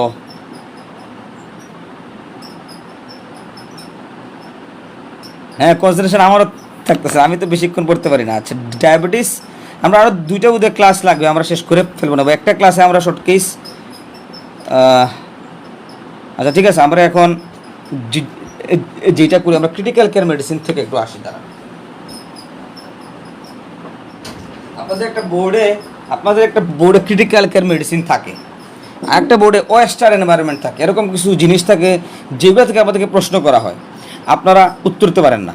তো এটা ভেরি ইম্পর্টেন্ট যে ক্রিটিক্যাল কেয়ার মেডিসিন জিজ্ঞেস করবে, স্যার বলবে আইসিইউ ইন্ডিকেশন বলেন। একটা প্রশ্ন, আইসিইউ ইন্ডিকেশন মানে আইসিইউতে কখনো গেছেন? মানে যার বোর্ডে ক্রিটিক্যাল কেয়ার মেডিসিন থাকবে তাকে জিজ্ঞেস করবে যে ক্রিটিক্যাল কেয়ার মেডিসিনের নাম শুনছেন? জি স্যার। মানে কি স্যার? আইসিইউ রিলেটেড, মানে sir critical care medicine deal with intensive care unit. আচ্ছা, তাহলে আইসিইউতে যে কিসব রুগী পাঠানো হয়, একটা প্রশ্ন না? আচ্ছা, তারপর বলবে যে আইসিইউতে কখনো গেছেন, কী কী রুগী পাঠানো হয় আইসিইউতে, কী কী রুগী পাঠানো হয়, মানে কোন কোন ডিজিজের রুগী আপনি দেখছেন, কোন কোন ডিজিজের রুগী আপনি দেখছেন, আর আইসিইউতে রুগী পাঠানোর ইন্ডিকেশনটা কি? আমার কথা কি বুঝতে পারছেন? কখন আপনি আইসিইউতে রুগী পাঠাবেন, তাহলে কী কী রুগী দেখছেন বললে দুনিয়ার যত খারাপ খারাপ রোগ আছে সবগুলো বলে ফেলবেন, আপনার পাস নিশ্চিত। Sir meningitis, encephalitis, sir respiratory failure due to COPD. হ্যাঁ, দয়া করে এমআই আবার বলবেন না। তো respiratory failure due to COPD এইগুলো বললেই আমরা মোটামুটি খুশি, যে respiratory failure due to COPD, meningitis, encephalitis, sir bronchial carcinoma with brain metastasis, যা যা খারাপ খারাপ রোগ এই পৃথিবীতে বল, sir sepsis, pneumonia with sepsis. হ্যাঁ, এরপর কি sir acute pneumonia with sepsis, তারপর sir acute pyelonephritis with sepsis. এইগুলো আপনারা একটু বলবেন, ঠিক আছে? 1 নাম্বার কোয়েশ্চেন। তাহলে আইসিইউতে কী কী রোগী আপনি দেখছেন, 1 নাম্বার কোয়েশ্চেন। সেকেন্ড কোয়েশ্চেন হলো গিয়ে, কারণ একটু সেকেন্ড কোয়েশ্চেনটা আমার লেখা ছিল।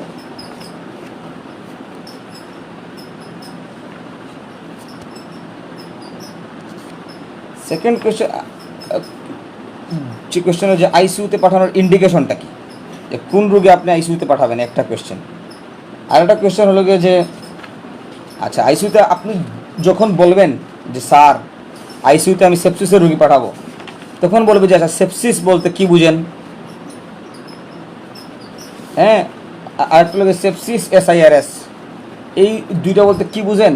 সবচেয়ে জরুরি হলো যে আপনাকে জিজ্ঞেস করা হবে সেপসিসের সংজ্ঞা, সেপটিক শক, আর সেপসিসের management, immediate management, very important.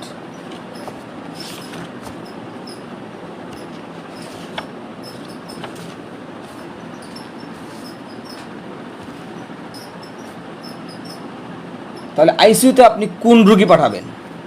যে রুগীর patient require support of 2 organ system, at least 2টা অর্গান সিস্টেমের সাপোর্ট লাগবে।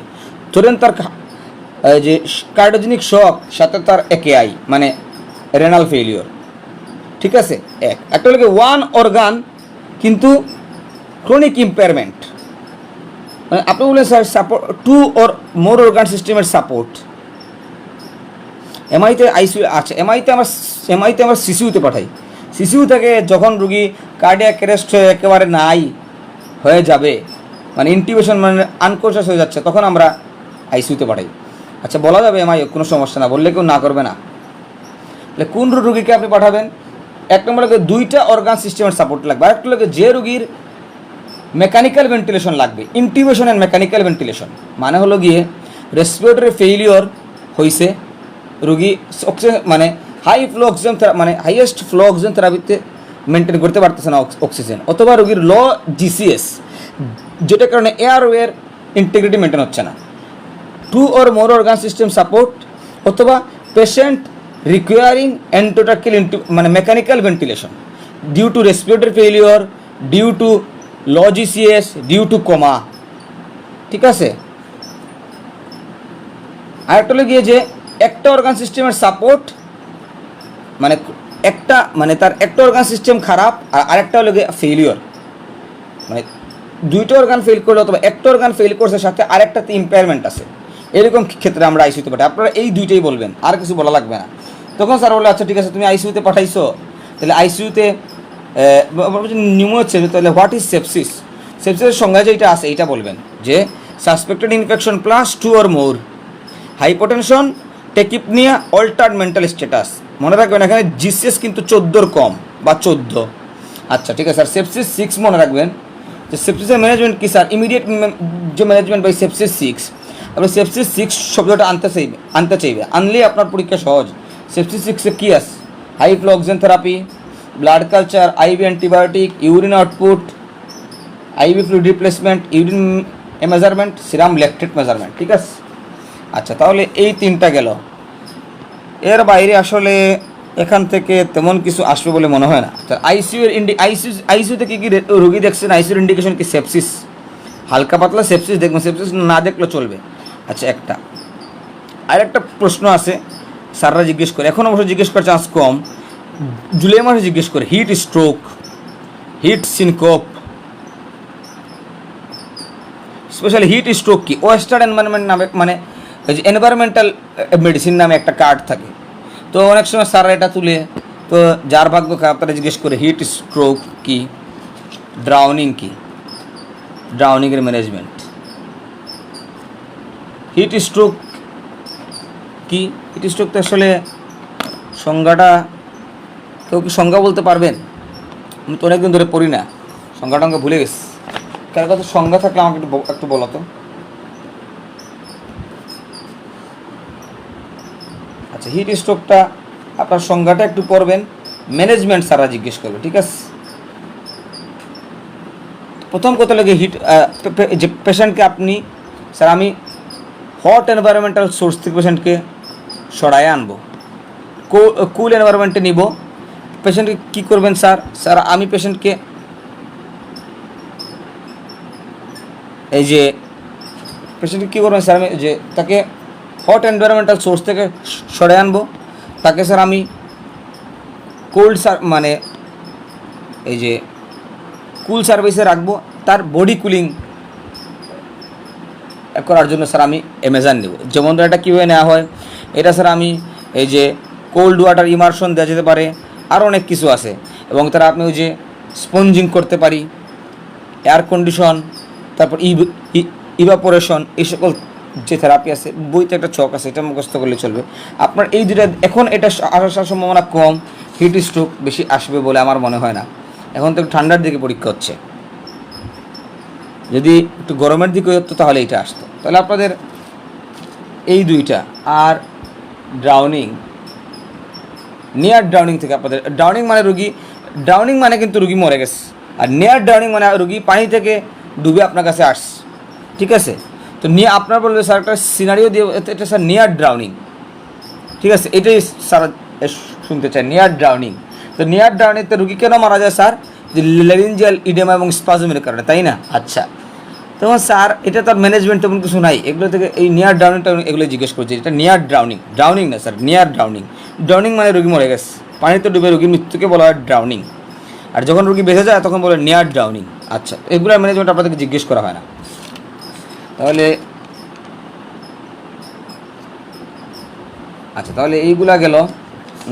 আর আপনাদের ডেঙ্গু। ডেঙ্গু তাহলে আপনার ডেঙ্গু থেকে কি পড়বেন আপনাদেরকে সারা প্রশ্নগুলো অনেক বড়। এটা ডেঙ্গু। ডেঙ্গু থেকে আপনাদেরকে প্রশ্ন আমি আপনারা একটু খেয়াল করবেন যে ডেঙ্গুর ক্লিনিক্যাল ফিচার জিজ্ঞেস করবে, যে আপনার এখানে জিজ্ঞেস করবে কি ওই যে আপনার কি টেস্টটা আর কি, তাহলে যে আপনার যে সিস্টোলিক ব্লাড প্রেশার টর্নিকেট টেস্টটা জিজ্ঞেস করবে, ঠিক আছে, এটার ইন্টারপ্রিটেশন। তারপর জিজ্ঞেস করবে ক্রিটিক্যাল ফেজটা কোন ফেজ, ঠিক আছে, মনে রাখবেন ক্রিটিক্যাল ফেজে কোনো ফিভার থাকে না। তারপর আপনাদের জিজ্ঞেস করে কী ইনভেস্টিগেশন করবেন, সিবিসি, খালি বলে প্লাটিলেট, আরে প্লাটিলেট না, সিবিসি বলতে হবে, সিবিসি কমপ্লিট ব্লাড কাউন্ট। কি দেখে? প্লাটিলেটও দেখবেন, আগে বলতে হবে হেমাটোক্রিট দেখে, তাই না, হেমাটোক্রিট। সাথে কি প্রথম 3 দিনের মধ্যে আসলে NS1 antigen, R 4th day to onward মানে 5th ডেতে ডেঙ্গু অ্যান্টিবডি IgM IgG, তাই না? আচ্ছা, তাহলে কী টেস্ট করবেন একটা ইনভেস্টিগেশন। তারপরে ডেঙ্গুর সেরোলজিক্যাল ভ্যারাইটি করা 4টা। তো ডেঙ্গু শক সিনড্রোম কাদের হয়, ঠিক না, কাদের হয়? যাদের ক্ষেত্রে মানে আগে একবার ইনফেকশন হয়েছে, তাই তো, ক্রস রিঅ্যাক্ট হয় অ্যান্টিবডি। তাহলে ডেঙ্গু শক সিনড্রোম কাদের হয়? তারপরে প্রশ্ন how will you manage supportive care, IV fluid with fluid therapy, তাই না? এই প্রশ্নগুলো একটু পড়তে হবে। প্রশ্ন আরেকটা বলে দেয় আপনাদের 5 মিনিট 2 মিনিট নিয়ে। আর কোন ইনফেকশাস ডিজিজ ছিল? ডেঙ্গুর পড়েছিল আপনাদের ম্যালেরিয়া। ম্যালেরিয়া থেকে স্যাররা জিজ্ঞেস করবে সহজ প্রশ্ন, একটা সিনারিও দিবে, এই ওই যে জৈন্তাপুর থেকে আসছে, সুনামগঞ্জ থেকে আসছে একটা লোক, তার হইল গিয়া যে এই fever, alter consciousness, sir meningitis, ওই যে মেনিনগোএনকেফালাইটিস, সেরেব্রাল ম্যালেরিয়া, এইটা বলতে হবে, ঠিক আছে। ফিভার মানে একটা history of endemic zone, fever, altered consciousness, এটা মাথায় রাখতে হবে। সেরেব্রাল ম্যালেরিয়া, সিভিয়ার ম্যালেরিয়া বা সেরেব্রাল ম্যালেরিয়া বলতে হবে। আর বলতে পারে হিল ট্র্যাক্ট থেকে আসছে, ফিভার আছে, হিল ট্র্যাক্ট ফিভার মানেই malaria, hill tract fever plus altered consciousness, cerebral malaria বা সিভিয়ার ম্যালেরিয়া। যখনই বলবেন তখনই প্রশ্ন আসবে যে সিভিয়ার ম্যালেরিয়ার কী কী ক্রাইটেরিয়া আছে, 4-5টা মুখস্থ করলেই চলবে। নাম্বার 2 সিভিয়ার ম্যালেরিয়ার ট্রিটমেন্ট, ম্যালেরিয়ার ট্রিটমেন্ট। ড্রাগের নাম বলতে পারলে আমরা খুশি, যদি বলতে পারেন কুইনাইনের কথা বা কোয়ার্টেমের কথা আরও খুশি, তবে ড্রাগের নামগুলো বলতে পারলেই এনাফ।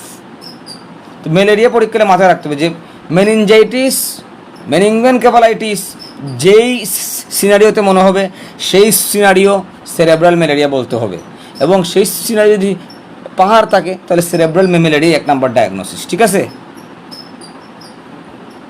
আচ্ছা, তাহলে আমাদের আরও অনেক টপিক রয়ে গেল, নিউরোলজি, সব আলোচনা করে একটু ডিফিকাল্ট, আমরা আপনাদেরকে বলে যাই কিছু। তারপর গ্যাস্ট্রোএন্টারাইটিস, সারা জিজ্ঞেস করবে কি যে এই বললো কাইসে মানে একটা কিসের হিস্ট্রি আছে, বাইরে ফুড ইনটেকের হিস্ট্রি আছে, 1 বা 2 দিনের লুজ মোশন, তাহলে এটা কি অ্যাকিউট গ্যাস্ট্রোএন্টারাইটিস। এটার কজ কি স্যার? ইনফেক্টিভ কজ, তাই তো, ভাইরাল ব্যাকটেরিয়াতে কী কী অর্গানিজম দ্বারা হয়, 1 নম্বর প্রশ্ন। আপনি কি রোগী কীভাবে ম্যানেজ করবেন? অরাল ব্লাডেশন স্যালাইন, তাই তো, আর যদি হসপিটালে ভর্তি হয় কলেরা স্যালাইন। আচ্ছা, ঠিক আছে, এটা ম্যানেজ করলেন। অ্যান্টিবায়োটিক দিবেন না, কখন অ্যান্টিবায়োটিক দিবেন? যদি তার স্যার হাই গ্রেড ফিভার থাকে, ফিভার উইথ চিলস, বইতে লেখা আছে fever with chills and rigor, blood mixed stool, ঠিক আছে, fever with chills and rigor systemic symptom, blood mixed stool, severe prostration of the patient severely prostrated, elderly age more than 65, এটা বইতে আছে, এটা আপনার বলার প্রয়োজন, আপনি বলবেন এই 3টাই। যদি sir fever with chills and rigor systemic symptom থাকে, যদি রোগীর ব্লাড মিক্সড স্টুল থাকে, সিভিয়ার প্রস্ট্রেশন মানে রোগী খুবই উইক, মানে কোনো কাজ করতে পারতেছে না, সিভিয়ারলি প্রস্ট্রেটেড থাকে, এছাড়াও রোগীর এজ মোর দেন 65, হ্যাঁ, যদি থাকে, তাহলে আমরা রোগীকে, অথবা যদি পেশেন্টের কোমরবিড কন্ডিশন থাকে, আনকন্ট্রোল ডিএমজি থাকে, তখন আমরা অ্যান্টিবায়োটিক দিই। আপনারা বলেন প্রথম 3টা, এই সময় আমরা অ্যান্টিবায়োটিক। তাহলে অ্যাকিউট গ্যাস্ট্রোএন্টারাইটিস একটা সিনারিও থাকবে, তার অর্গানিজম জানতে হবে, তার ম্যানেজমেন্ট জানতে হবে, ঠিক আছে। আচ্ছা, আর HIV, এখন স্যার HIV জিজ্ঞেস করে যে একটা রোগী দুবাইতে ছিল, ডায়রিয়া নিয়ে আসছে, প্রায় 6 মাসের ডায়রিয়া, দুবাইতে ছিল, 3 মাসের fever, severe weight loss diarrhoea, chronic fever, chronic weight loss, chronic diarrhoea, chronic fever plus diarrhoea, chronic fever plus weight loss plus diarrhoea, এই প্যাটার্নে একটা বিদেশে ট্রাভেলের হিস্ট্রি থাকবে, বা মানে ইমিগ্রেন্টের হিস্ট্রি দেবে আপনাদেরকে, যেটা দেবে এরকম থাকবে, ইমিগ্রেন্টের history, fever, diarrhoea, weight loss. আপনি বলবেন স্যার এইডস, ঠিক আছে, তখন বলবে এইডস কার দ্বারা হয়? এইচআইভি। কখন এইচআইভি ইনফেকশন, কখন এইডস। তাহলে এইডস কার দ্বারা হয়? HIV virus. কখন এইডস বলবেন, কখন এইচআইভি ইনফেকশন বলবেন, ঠিক আছে। 2 নাম্বার 3 হলো গিয়ে, আচ্ছা তাহলে ওই যে কি ইনভেস্টিগেশন করে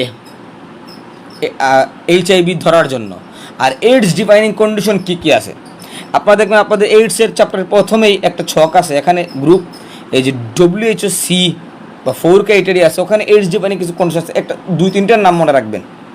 এইটা জিজ্ঞেস করবেন, আপনাদেরকে জিজ্ঞেস করবে এইডস কখন বলে, মানে যখন ইমিউনোসাপ্রেসিভ সিমটমগুলো আসে স্যার। আর এইচআইভি কে করে? এইচআইভি ভাইরাস করে। কি ইনভেস্টিগেশন আপনি করবেন ডায়াগনোসিস এর জন্য? anti-HIV 1 and 2, তারপর ভাইরাল PCR, তারপর P4 অ্যান্টিজেন এসএ, এই নাম একটা বলবেন। এই এইডসের জন্য কী দেয়? অ্যান্টি রেট্রোভাইরাল থেরাপি দেয়, ART। কখন শুরু করি এটা স্যার জিজ্ঞেস করবে। অন ডায়াগনোসিসের সাথে সাথে আমরা অ্যান্টি রেট্রোভাইরাল থেরাপি শুরু করি।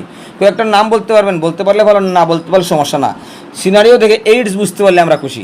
এইডস বুঝতে পারছেন, কে করে? এইচআইভি ভাইরাস করে। আর কি ইনভেস্টিগেশন করতে হবে স্যার? আমরা কি করবো sir? For diagnosis, primary infection ডায়াগনোসিসের জন্য আমরা করি P4 অ্যান্টিজেন। আর এইডস কন্ডিশন আছে কিনা বা এইচআইভি ডিজিজ ডায়াগনোস করার জন্য আমরা করি স্যার anti-HIV 1 and 2 অ্যান্টিবডি, আর ভাইরাল যে PCR ফর এইচআইভি। আর আমরা CD4 সেল কাউন্ট দেখি।